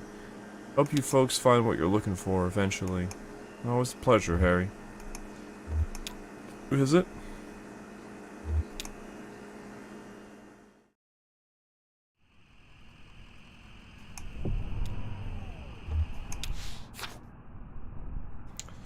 Tune the radio, looking for a station that's familiar but strange. Drive for a while until the station cuts out, and turn around.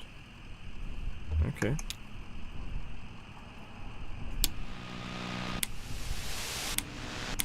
Wait, I personally prefer FM.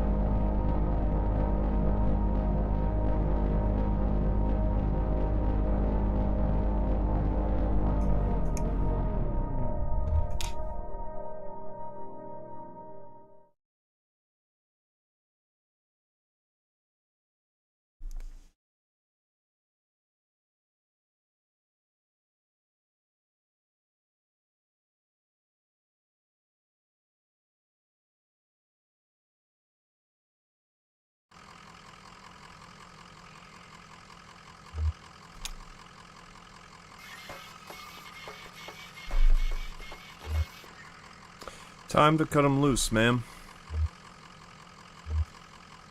Well, now I'm having fun. Johnny, huh? Okay, slow night anyway.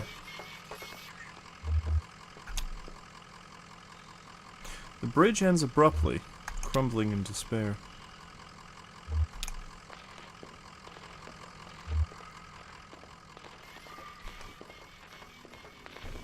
I think Junebug is a robot.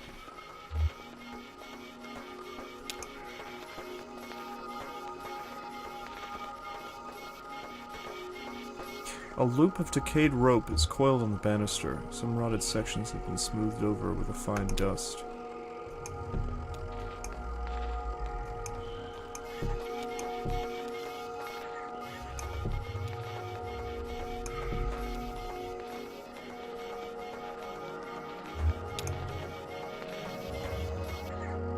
Broken computer monitors are heaped precariously among the rocks.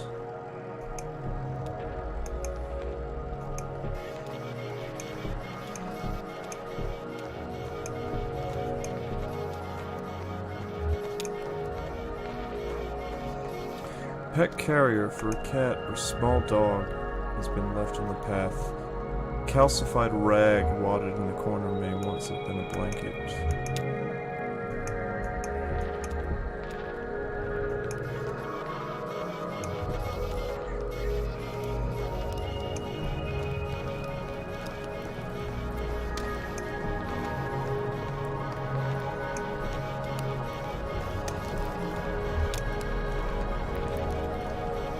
A hiking backpack leans against a rock. It's empty except for a dusty bag of cat food and a few punch cards.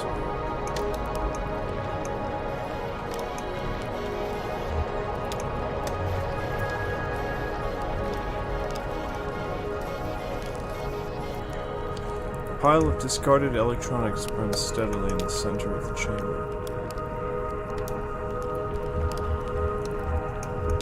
Amy.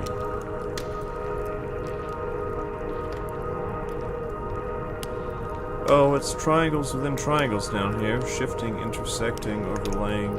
Isn't it romantic? Let's see. You're here to steal back the love of a boy you once knew when you were too young to recognize the movements of the heart. And you're escorting her, pretending to have her interests at heart while really, you're in love with the young woman as well, and so you've agreed to help him conspire to win her affections, but it's just a ploy to set him up for embarrassment and diminish him out of the picture. Junebug. I'm into it. Well, maybe I still have the knack. I used to be really good at this. I had 11 novels published, from The Billionaire's Bidding to Fields of Longing. Real hot bodice-ripping stuff, you know? Miss those dreams in my Lexington studio apartments. Just me and my thesaurus, steaming up the windows.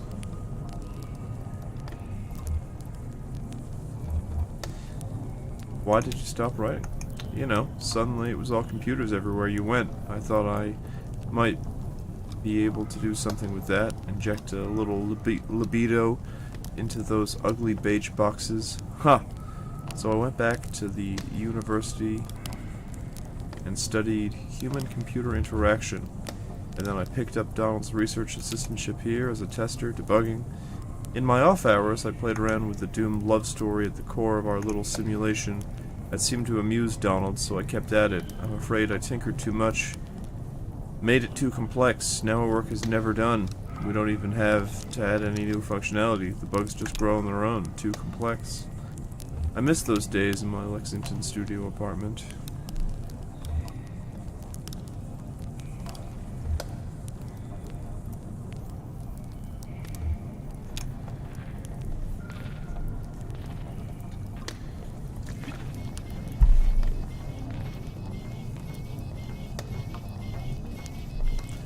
Donald puffs on a smoldering pipe while half mumbling, half singing an old country tune. Where the old green river runs through hills and caves not known to us, down to the sunless sea. Oh, who are you? Junebug, what's that song? Donald, oh, you've caught a verse of my absent-minded warbling. It's just a song from my youth. Something my dear friend used to sing to herself as we hacked on crystal radios in the boiler room.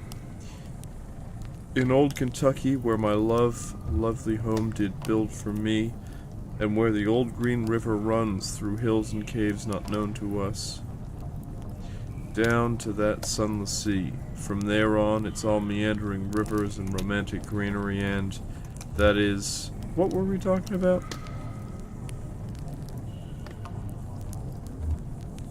We're a bit lost, actually. Ah, you came from the road, the zero. No, you should stay off that road. Not safe. Bizarre topology. You'll never get anywhere. Just brings you right back here.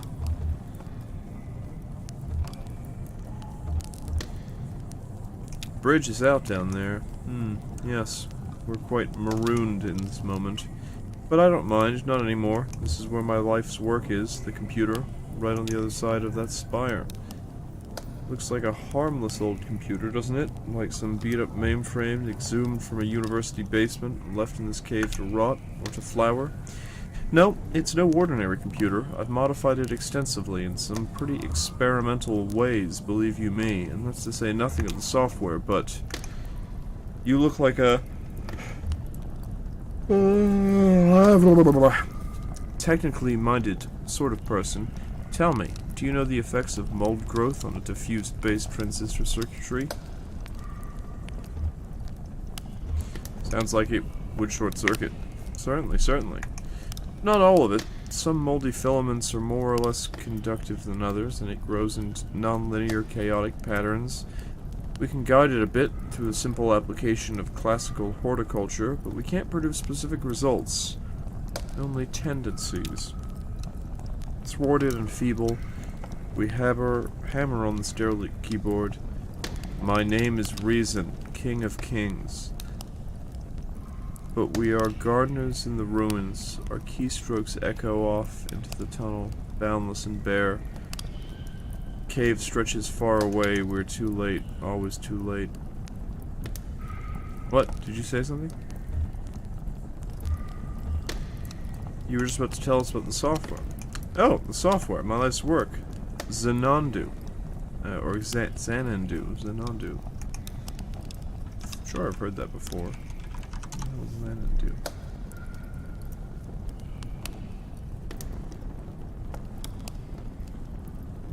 Well, it was a movie of some sort.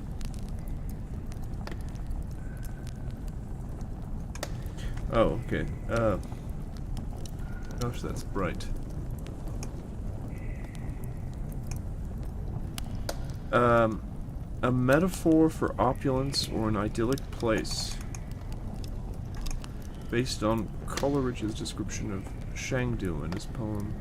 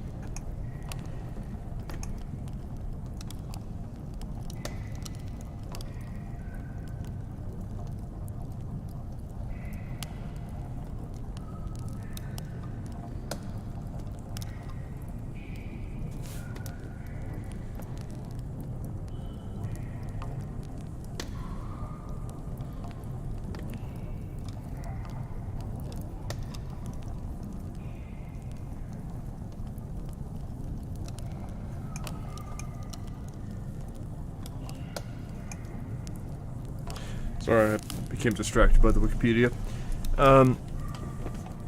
Perhaps you've read about it in a journal. It's been years since I published anything. Zenondu has evolved significantly since I explained its data structures in my article, Literary Multitudes, Hypertextual Narrative as Post-Structural Witness.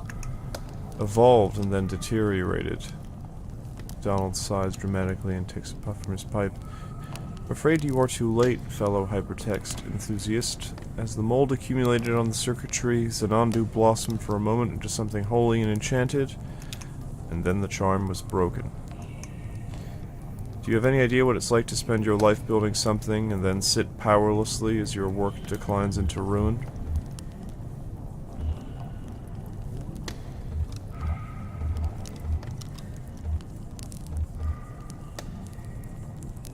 I drive deliveries for a small antique shop, and we're closing down. Shuffling around the dusty ghosts of antiquity. Well, I have my ghosts, and I keep them in Zenondu. It's running on that glorious dusty machine. Take a look if you'd like. Too late to do anything but smoke and reminisce anyway. Far too late to do anything.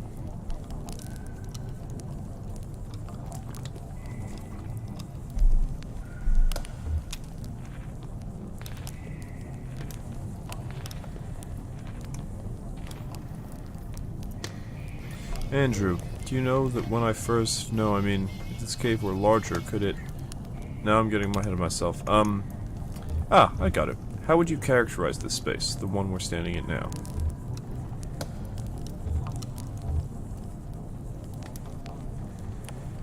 Junebug. It's a mess. A catastrophe, says Andrew, or the site of some ancient catastrophe anyway. Sure, the evidence is all around us.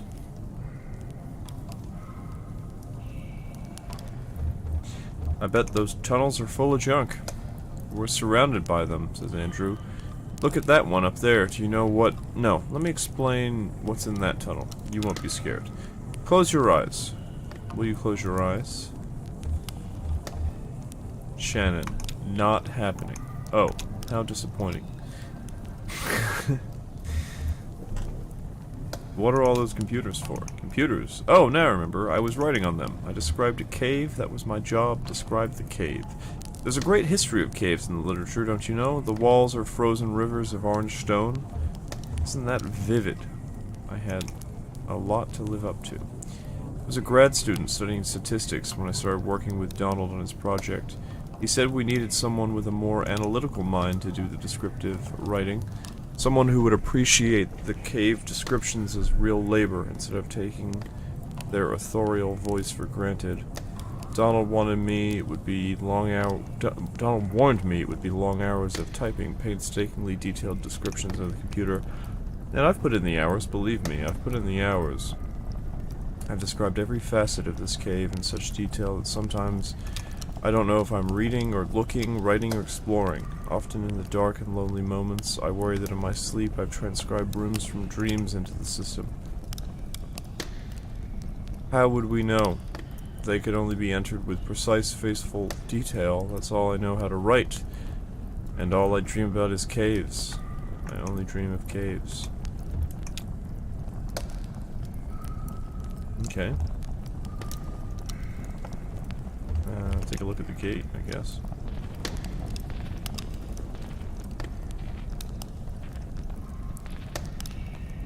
A massive gate constructed of materials blocks the passage down from the spire.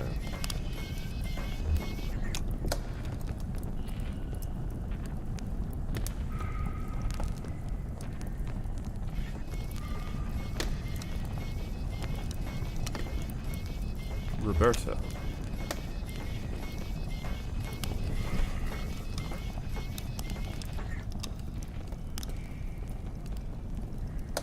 The kingdom is in peril, Roberta laughs. Well, what else is new? Conway, do you work here? Work? You could call it that. I gather old circuit boards and throw them in the fire. Sometimes I fish out precious metals and let them cool into toxic gems. I put them in my hair. Enchanted jewelry, talismans, a magic mirror that prevents the future, a magic shield that protects the bearer from age, a magic chest that's always filled with... I never went to the university. I was an independent scholar. It means I took to the public libraries like a beachcomber and studied fairy tales. And then I came to work for Donald. I paid the bills, rubbed leathering elbows with academics, scrapped black mold from cave walls. Finally, now I carry the firewood into senescence. I don't know what that means. Senescence. Senescence. It's a nice word. The condition or process of deterioration with age, loss of a cell's power of division and growth. Senescence. It's a nice word. The kingdom is in peril.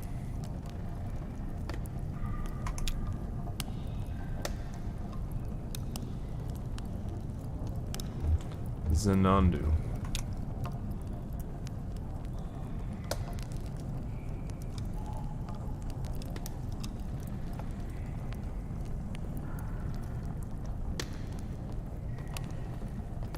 Baffling control panels are shielded from elements with a worn tarp. Closet-sized wall of knobs and wires looms behind the machine. An electric typewriter is the only easily recognizable component. Okay, what's the button do? How do you think we get it started? This old thing? Maybe there's a hand crank. Oh, it has a run key.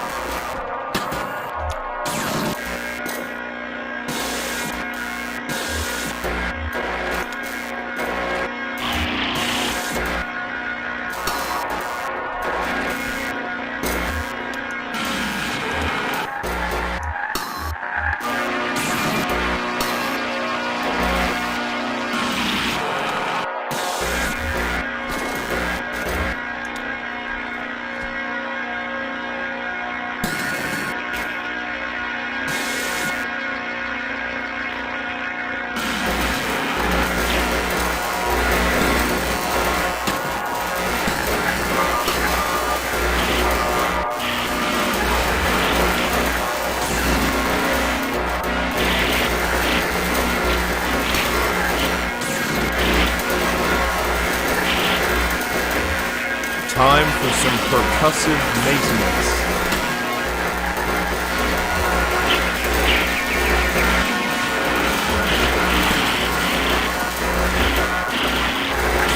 Shannon says, oh, I have a portable degausser with me. Old systems like this can build up remnant magnetic fields, which warps everything along the pattern they've set against it, you know? The degausser clears up by suddenly shaking the magnetic field around until it's uniform again. That's how I think anyway. Shaking a snow globe. Worth a shot.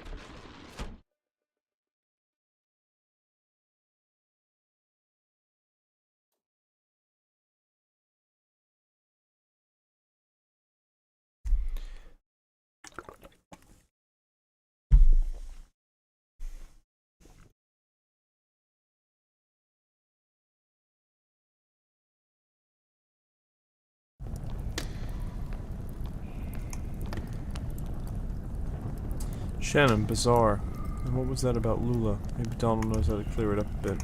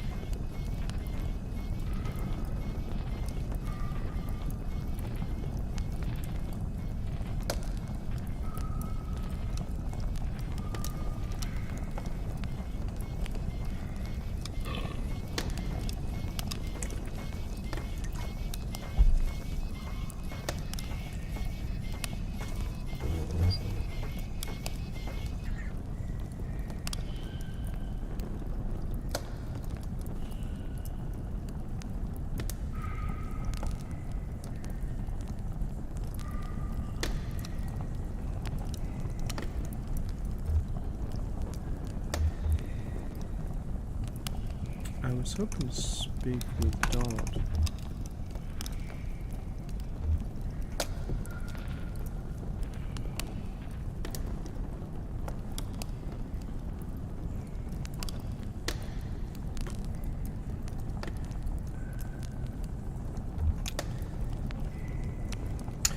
Donald, so, you've seen it for yourself. What's left of it?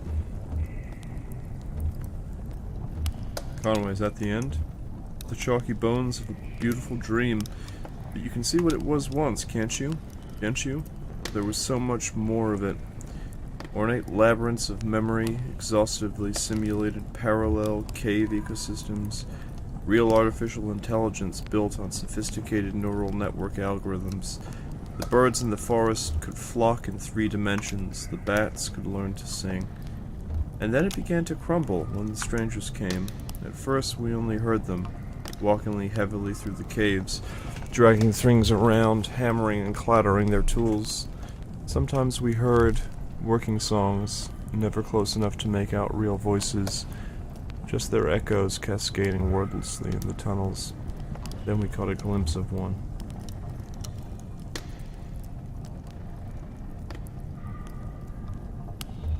What were they working on? Shouldn't be tell you about this. They're dangerous. They're strange. I should never have tried to outwit them. They were always too much for me. But it's too late now. If I'd listened to Lula, Lula? Lula Chamberlain. Yes, of course. Do you know her? We're looking for her now. No, she's gone now. She left. We built this together, did you know? Lula, Joseph, and I. Lula is gone from here, but Donald points across the cave with his pipe, still in there, in Xanadu. I don't know where Lula is now, or how to get there from here, or how to unwind that damned tangled highway, but Xanadu, before its ruin, was faultless as an oracle, a shrine to a perfect simulation. But maybe, those weird interlopers destroyed my Xanadu. Perhaps they know how to fix it. May be dangerous. I've sent many eager seconds to negotiate with them, to repair my masterpiece. Back there, that tunnel. Push back the vines, crawl into the darkness, watch your step. After a while, you'll feel the terrain change beneath your hands and knees, from rock to crystal, and then to mud, and then you'll be out. That's where the strangers come from. Now leave me alone. I still have a bit of mold in my pipe, and a few dreams left.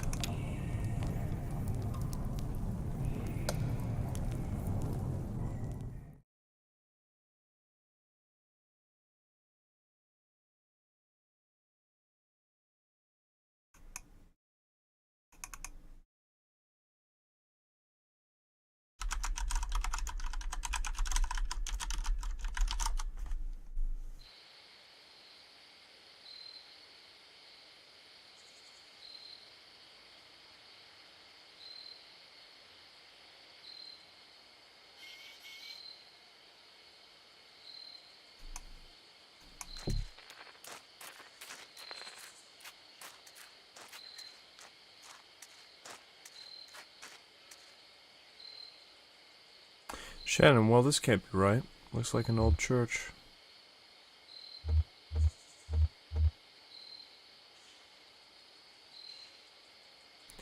Worth a look inside? I guess.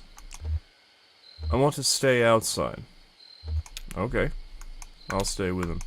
We can look for lizards. Okay, we'll make it quick. What in the hell? See if there's any lizards over here, I guess.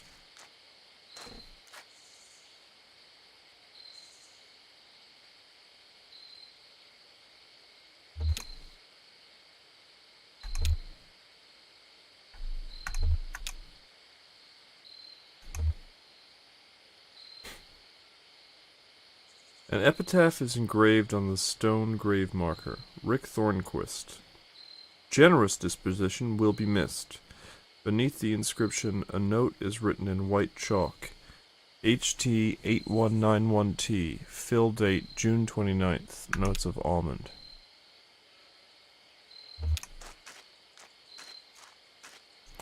An epitaph is engraved on the stone marker. Jeff Wilkstrom and James Riley. We think if you two would really have liked each other. Below the note of the inscription, HT819B, fill date,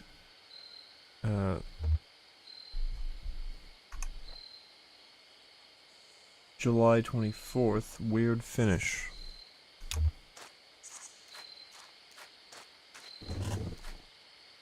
An epitaph is engraved on the stone grave marker. April Atwood always had a far-off look, probably still does. Below the inscription, a note is read HT8192E, fill date, aftertaste of rainwater. An epitaph is engraved on the stone grave marker. Rasmus Anderson, or Emmer Stalker. Below the inscription, a note is written in white chalk, HT8192N, fill date September 8th, sweet and fungal.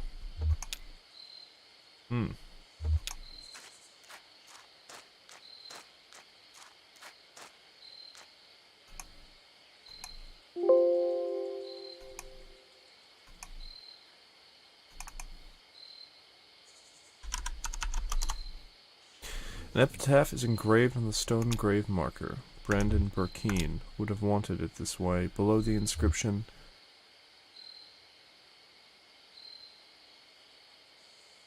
a note is written in white chalk. HT8192-Q, fill date September 9th, maple turpentine.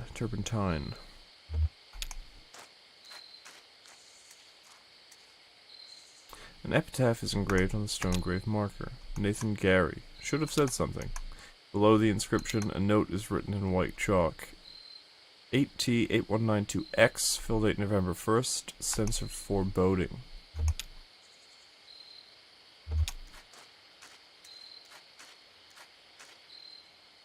An epitaph is engraved on the stone grave marker. Unknown seemed reasonable.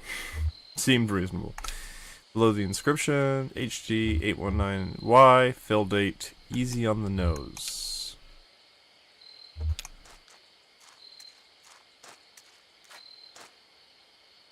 Find any lizards?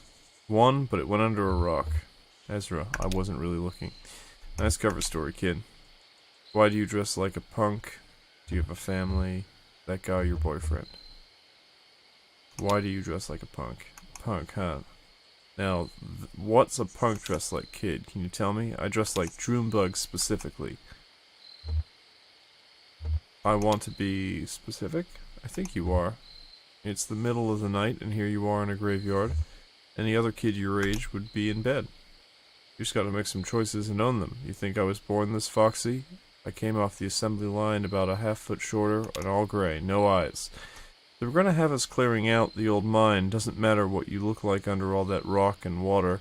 Bunch of gray shadows shoveling and hammering invisibly at the walls, draining the tunnels. Johnny found some gear, an old tape player. We hid away in the underwater cave and listened to it over and over, and we knew we weren't miners. We slipped out on the road, just these two featureless shadows, and ever since that night we've been detailing. Coloring in, specifying. Feel more like myself every day.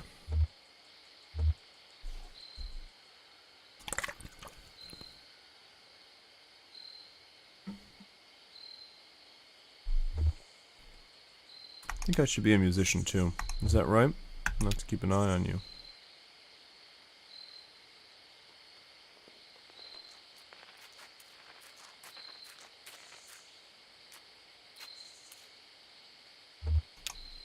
There you are. What'd you find in there? It wasn't, hey, what's going on? You look flushed, old man. It doesn't matter. Alright, okay. We got what we need. Let's go.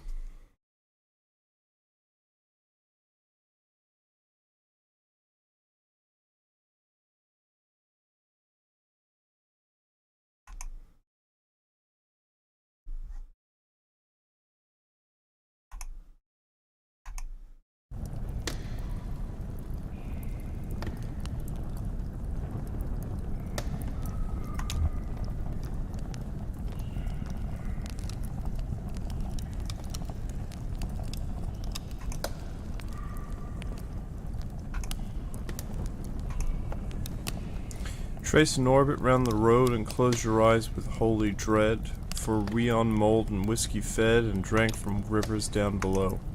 We found your strangers, said Shannon. We know how to fix your damn machine. But I'm not sure it was worth it. Oh, soon the visions will return. What have you found?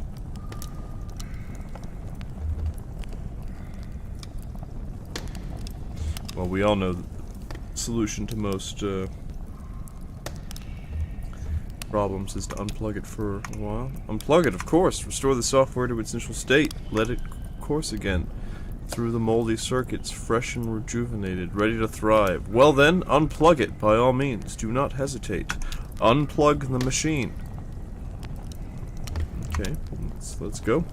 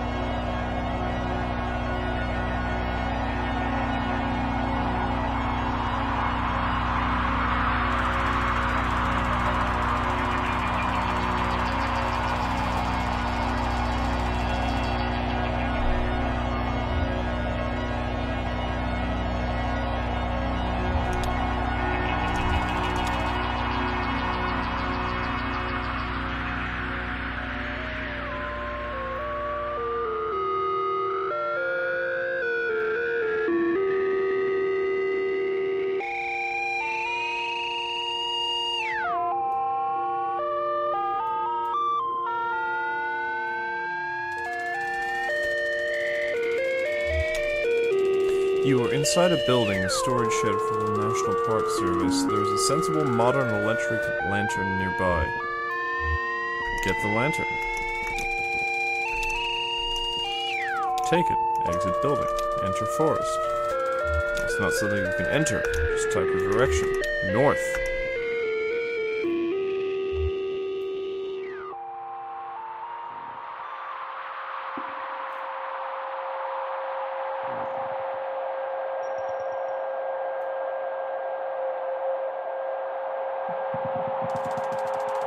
You are in an open forest with a deep valley to one side.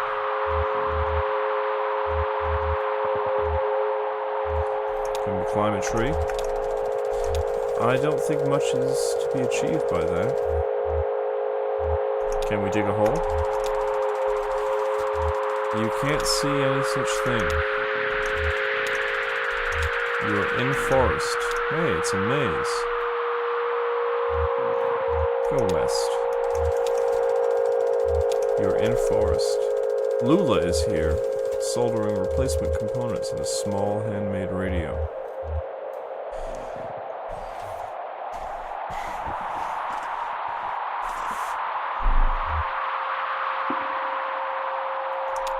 You should talk to her. Ask Lula how she is doing. Hi, Donald. I'm getting the strangest interference out here. Been tuning the radio circuits gradually as we go, swapping capacitor values and tweaking resistor networks. It was working for a while, but everything I can pick up sounds so distant and muffled. Xandu. Lula hands you the radio. Lula, well, maybe you'll have better luck. You're good at this stuff. Just don't forget to give it back. Keep going west. You're in forest. Joseph is here, tapping with a small stylus on a modified pocket braille slate. A small gray kitchen, no more than a few weeks old. Kitten, no more than a few weeks old, dozes comfortably on top of his back. Shannon, maybe you have something to say. Conway, listen. Joseph, Donald, I was just transcribing your footsteps. Sounded like... Zanandu. Joseph runs his finger along the index card he's been tapping on from right to left. Joseph, long, weary song, dearly gone, you beat a melancholy shuffle through these woods, Donald. I've been noting down the sounds of the forest with an ear for speech and an inborn filter for poetry. Suppose maybe it's me being melancholy after all. I'm eager to see what the poetic subsystem makes of these punched cards. Just keep going west, baby. At edge of hole.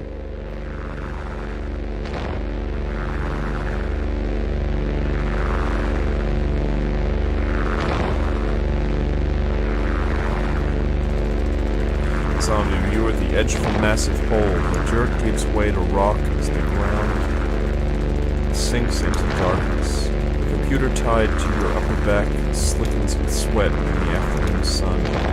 The rope slung around your shoulder has slipped under the strap of your backpack, digging uncomfortably against your collarbone.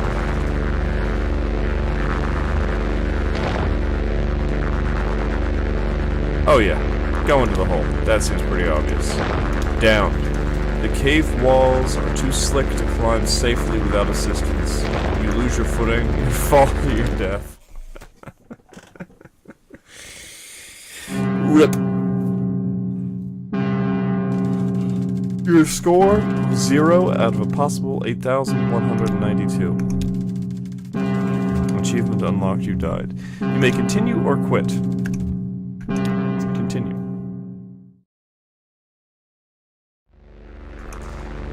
Maybe we need to climb down more carefully, shine the lamp down the hole. Try using the rope to climb down safely. Tie the rope to the tree. The rope is tied snugly to a tree trunk. Down. Your feet slip a few times.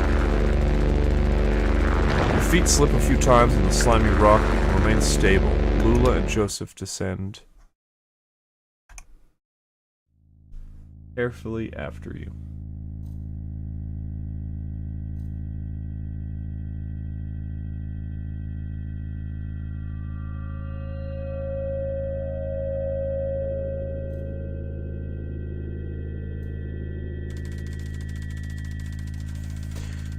You are in Bedquilt, a long east-west passage with holes everywhere. Joseph and Lula remove the computer equipment they are carrying on their backs and begin setting up. Lula, that's the last trip, so everything's down here now. Junebug, set up the gear. I only stood you as far as wanting to set the up above.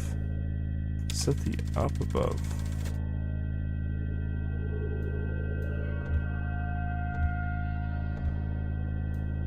Ask her where the treasure is. Ask Lula where the treasure is. If I knew that, we wouldn't have to set up down here. I know you think this environment will help our project, get us in touch with a deep romantic reverence for some kind of profound natural spookiness, but I was more comfortable in our lab. The university picked the worst time to cut our funding, typical institutional stinginess and academic politics. I mean, I felt like we were getting really close to something... Anyway, I don't know if it's sustainable down here, you know, to live and work here together. Junebug, what's the gear they're carrying? Ask Lula about gear. Sure, Donald. We may as well take inventory. I've got the tape machine and the synthesizer parts we borrowed from the School of Music. It's all tuned up to my voice, so we won't have to type much. Joseph has his slate and punch cards he's transcribed from the poems we read him. He's got the typewriter and the paper tape reader.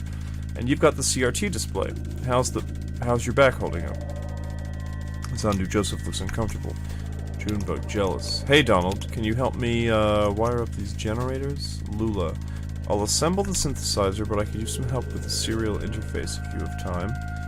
Nandu, you hear an unfamiliar echo from a tunnel to the east.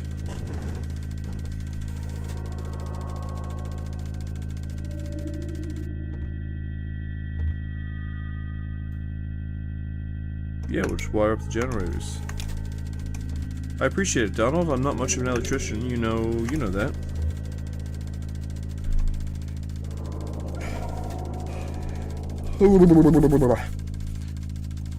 Joseph hands you a bunch of wires. His kitten curls up on a spool of cabling. Listen, Joseph says. The three of us had a good time for a minute, wouldn't you say? Up the old place before it got ugly. I'm saying we came down here to work, to really do it, Sanandu. And I mean, we've got to be rational about this. All three of us have got to put our feelings aside for a bit and be rational. You know what I'm saying? Yeah, just agree with whatever he's saying. This isn't helpful. Joseph sets down the wire strips in his hand. You really mean that? You're pretty okay, Donald. I mean, you have a clear idea of what's sensible. We're in an unmapped territory here, strange to the whole thing. Got to have focus, she'll understand. You are interrupted, Zandu says, by the ominous echoes of a grating scraping sound coming from the east, louder than before. What the hell was that? Let's check it out.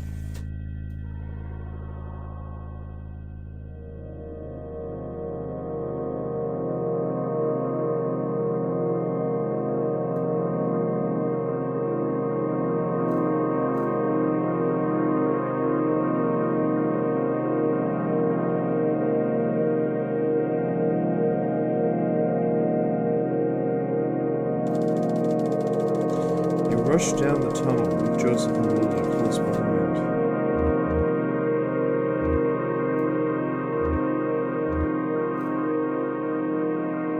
That got kind of intense back there. No wonder they're still thinking about it. Zenondu, the tunnel narrows and soon you find yourself crawling on your hands and knees. Navigating the tunnel gradually becomes more awkward as the smooth walk gives way to jagged, crystalline surfaces. Scratches and taps echo from the end of the tunnel, some short and piercing, some slow and groaning, as if dampened by water. The tunnel opens up to a large room.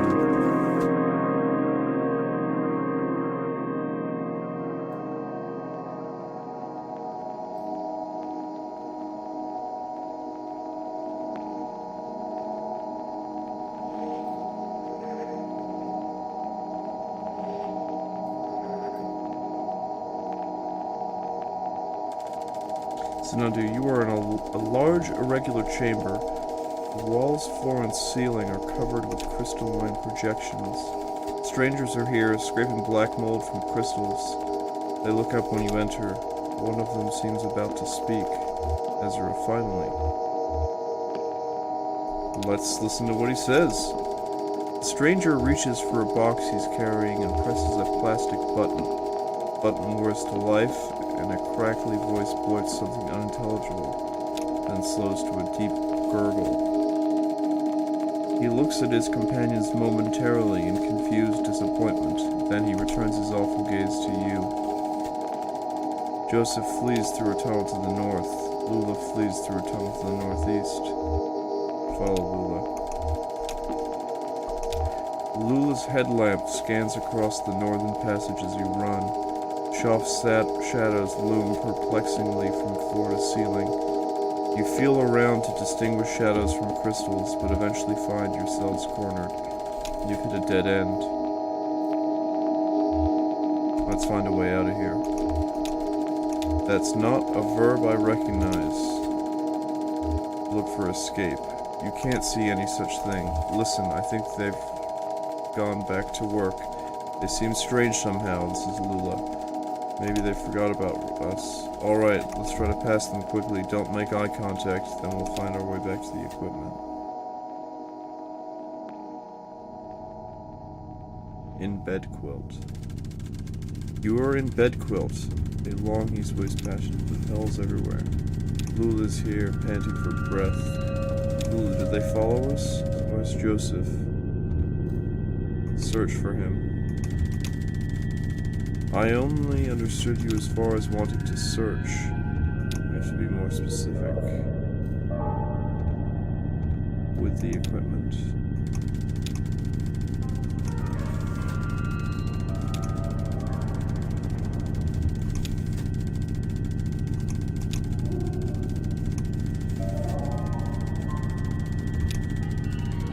You select a tunnel at random. Your lantern illuminates several sets of footsteps as the moldy cave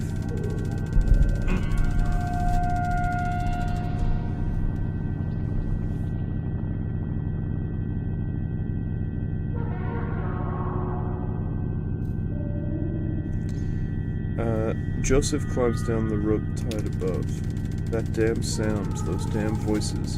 Don't even know the direction I was running. I wove through the network of tunnels. I ran hand along the wall, always turning left, but every turn and every rock felt the same. For all I knew, I was running in circles. Finally ended up here, and I hid and panicked.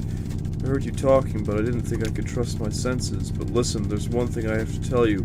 While I was out there in the tunnels, I came across the Zero, and I had no idea.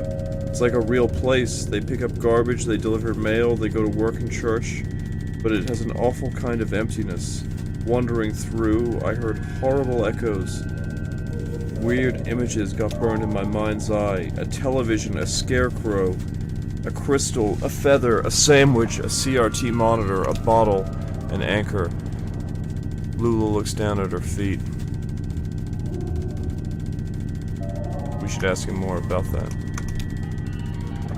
Ask Joseph about the Zero. Donald, you've heard the same damn stories I have, but it's different. It doesn't matter now, damn it. I'm leaving. To hell with all of it. Get him back on track. We're close. You shout something at Joseph about the project you were working on together. You'll die in those damn caves, and what about those men? You know they'll come back. Tell him we can find somewhere to start a fire. You shout at Joseph about going deeper in the caves. Joseph, did you hear their voices? They'll find you, but not me. I'm going back to the surface. Lula, stop. Your stupid fight is ringing through the whole damn cave. Joseph is right. We can't stay here. I'm leaving too, but I'm not going back to the surface. I'm taking my station wagon and I'm heading down to the Zero.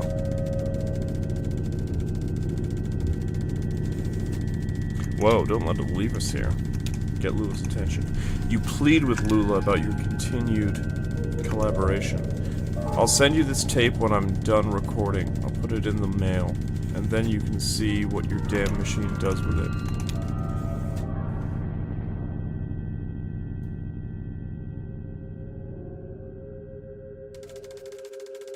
Abandoned by your collaborators, your confidants, your companions, the only two among your colleagues with whom you've ever trusted the gift of your friendship.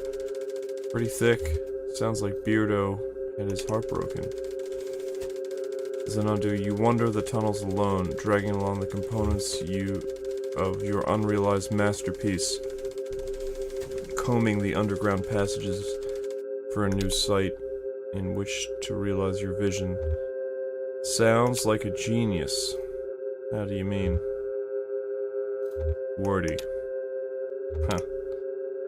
Shannon, I had a guy come into the shop once with a bunch of old radios and computers and stuff. Real junk. I think he collected it down the alleys or something. Anyway, it was all broken. He asked me if I could get the tubes out and clean them up, the vacuum tubes. So I pulled out every vacuum tube I could find and threw the rest out and went over them with some rubbing alcohol and cleaned the leads. Used some nail polish on the glass. Did a pretty good job. He came back the next day and I laid out a towel so he could check it out. Got the towel from my aunt Remedios, and like everything with her, it's really kind of nice, you know? It's red and it has the gold embroidery on the edges. I guess it was a little too nice. This guy got all excited by the presentation, kind of encircled it and observed each tube from a distance, moving his head around in weird quick bobs like a pigeon. And then he started just lecturing at nobody in particular about the history of vacuum tubes. He talked for an hour. We went on a few dates, but nothing really came of it. Turns out he was kind of boring.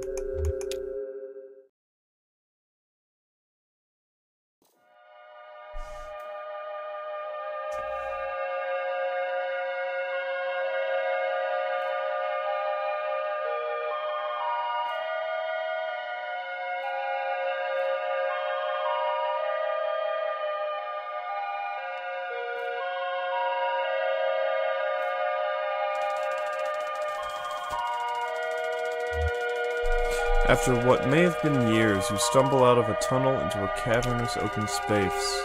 Stalactites adorn the ceiling like grotesques. In the center of the room is an enormous rocky spire. This is where you will set up your equipment and establish your legacy.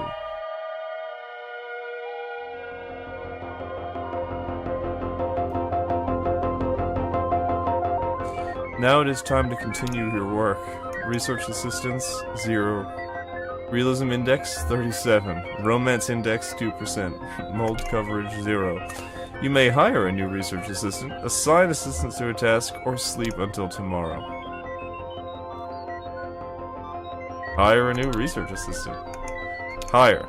Uploading job advertisement to university message boards. You hired Mary Ann, who studies fine art. Hire a new research assistant. Hire. Uploading job advertisements. No new applications. Try again later. Okay. Assign assistants to a task. Assign. You may assign research assistant to debugging, transcription, or speculation. Speculation. Assigning available research assistant to speculation. Let's hire a new research assistant. No new app. Try again later. Okay, I guess we have to sleep.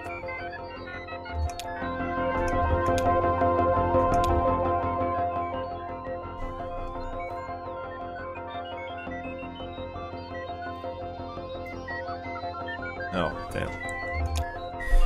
Research assistants, 1. Realism index, 32%. Romance coverage, 22%. Mold coverage, 8%. You may hire, assign, or sleep. Well, we'll hire.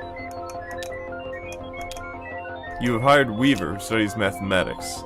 Can I hire another one? Okay. Assign assistants to task. Assign. This guy's debugger. We're only assigning 1 to debugging. Now we'll sleep. Typing, sleep. Time passes. Marianne fixes some weird math, or some weirder math. Greasy black mold is collecting on the computer equipment. Now it's the time to continue our work. Research assistants, 2. Realism index, 42. Romance index, 22. Mold coverage, 17. Hire, assign, or sleep. We shall hire. You've heard Roberta, who studies fairy tales. Assign assistants to task. You may assign research to debugging transcription. You have 3 available today. How many on transcription? 1.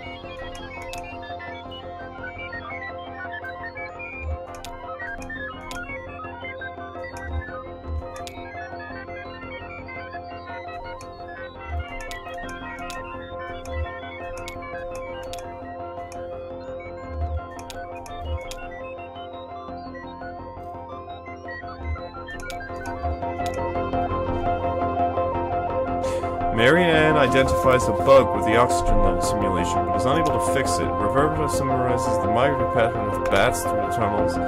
Weaver makes a convincing argument for the edibility of stone. Intruders. The strangers are doing something to the equipment, but you can't make out what. You hide behind a rock until they leave.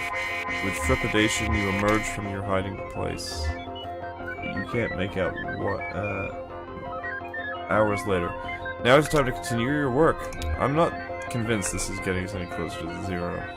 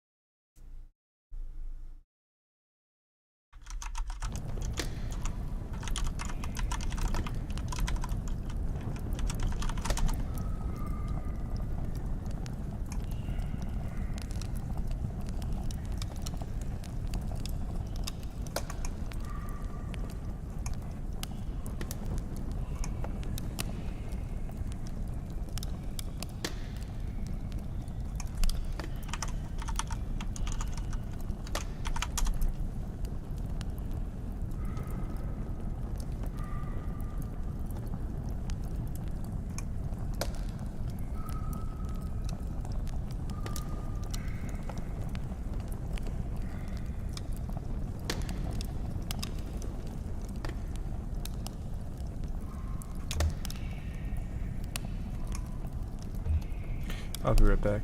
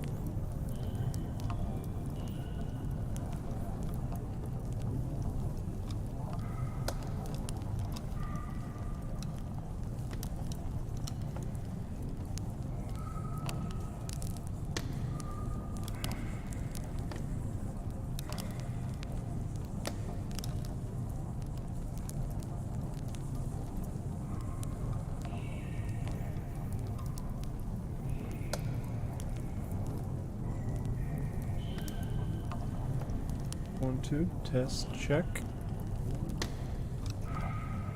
And we are back.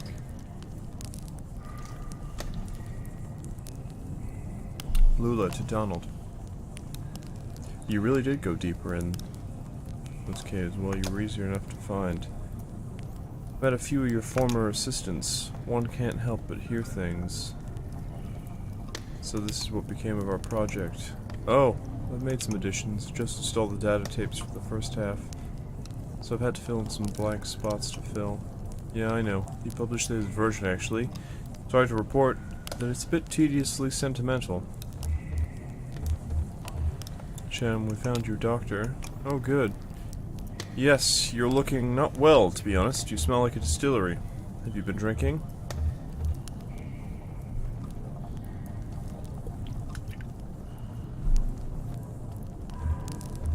Shannon, we've been looking for you. Lula, so you found the address data. Just pass it over to Donald here. Donald, will you be a dear and crunch these numbers? We're looking to sort out the street name collision. Dogwood Drive. Shannon, wasn't the Bureau going to process it? Donald, I insist. I have cycles to spare. I'll just pack my pipe and get to it. Should only be an hour or so. Andrew will carry it over to Lula. I'll be at the Bureau for the rest of the night. Just mark it private materials for the attention of Senior Clark Chamberlain. How do we get to the Bureau from here? The bridge! Yes, the bridge. Through the gate over there. Donald, sentimental. Now we too proceed into history. Good night, Donald. Meet me at the Bureau and we'll get you on your way. Head counterclockwise to the cathode ray, then turn around. Then it's just clockwise until you find the Bureau. Quietly, between us, I think you should drive.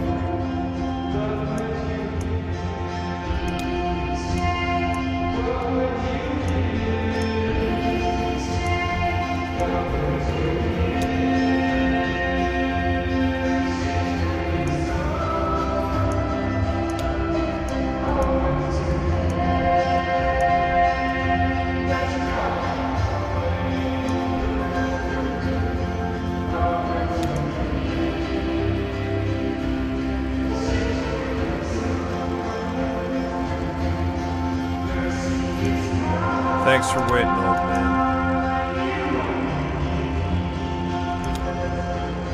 Ran in some trouble. He'll be okay.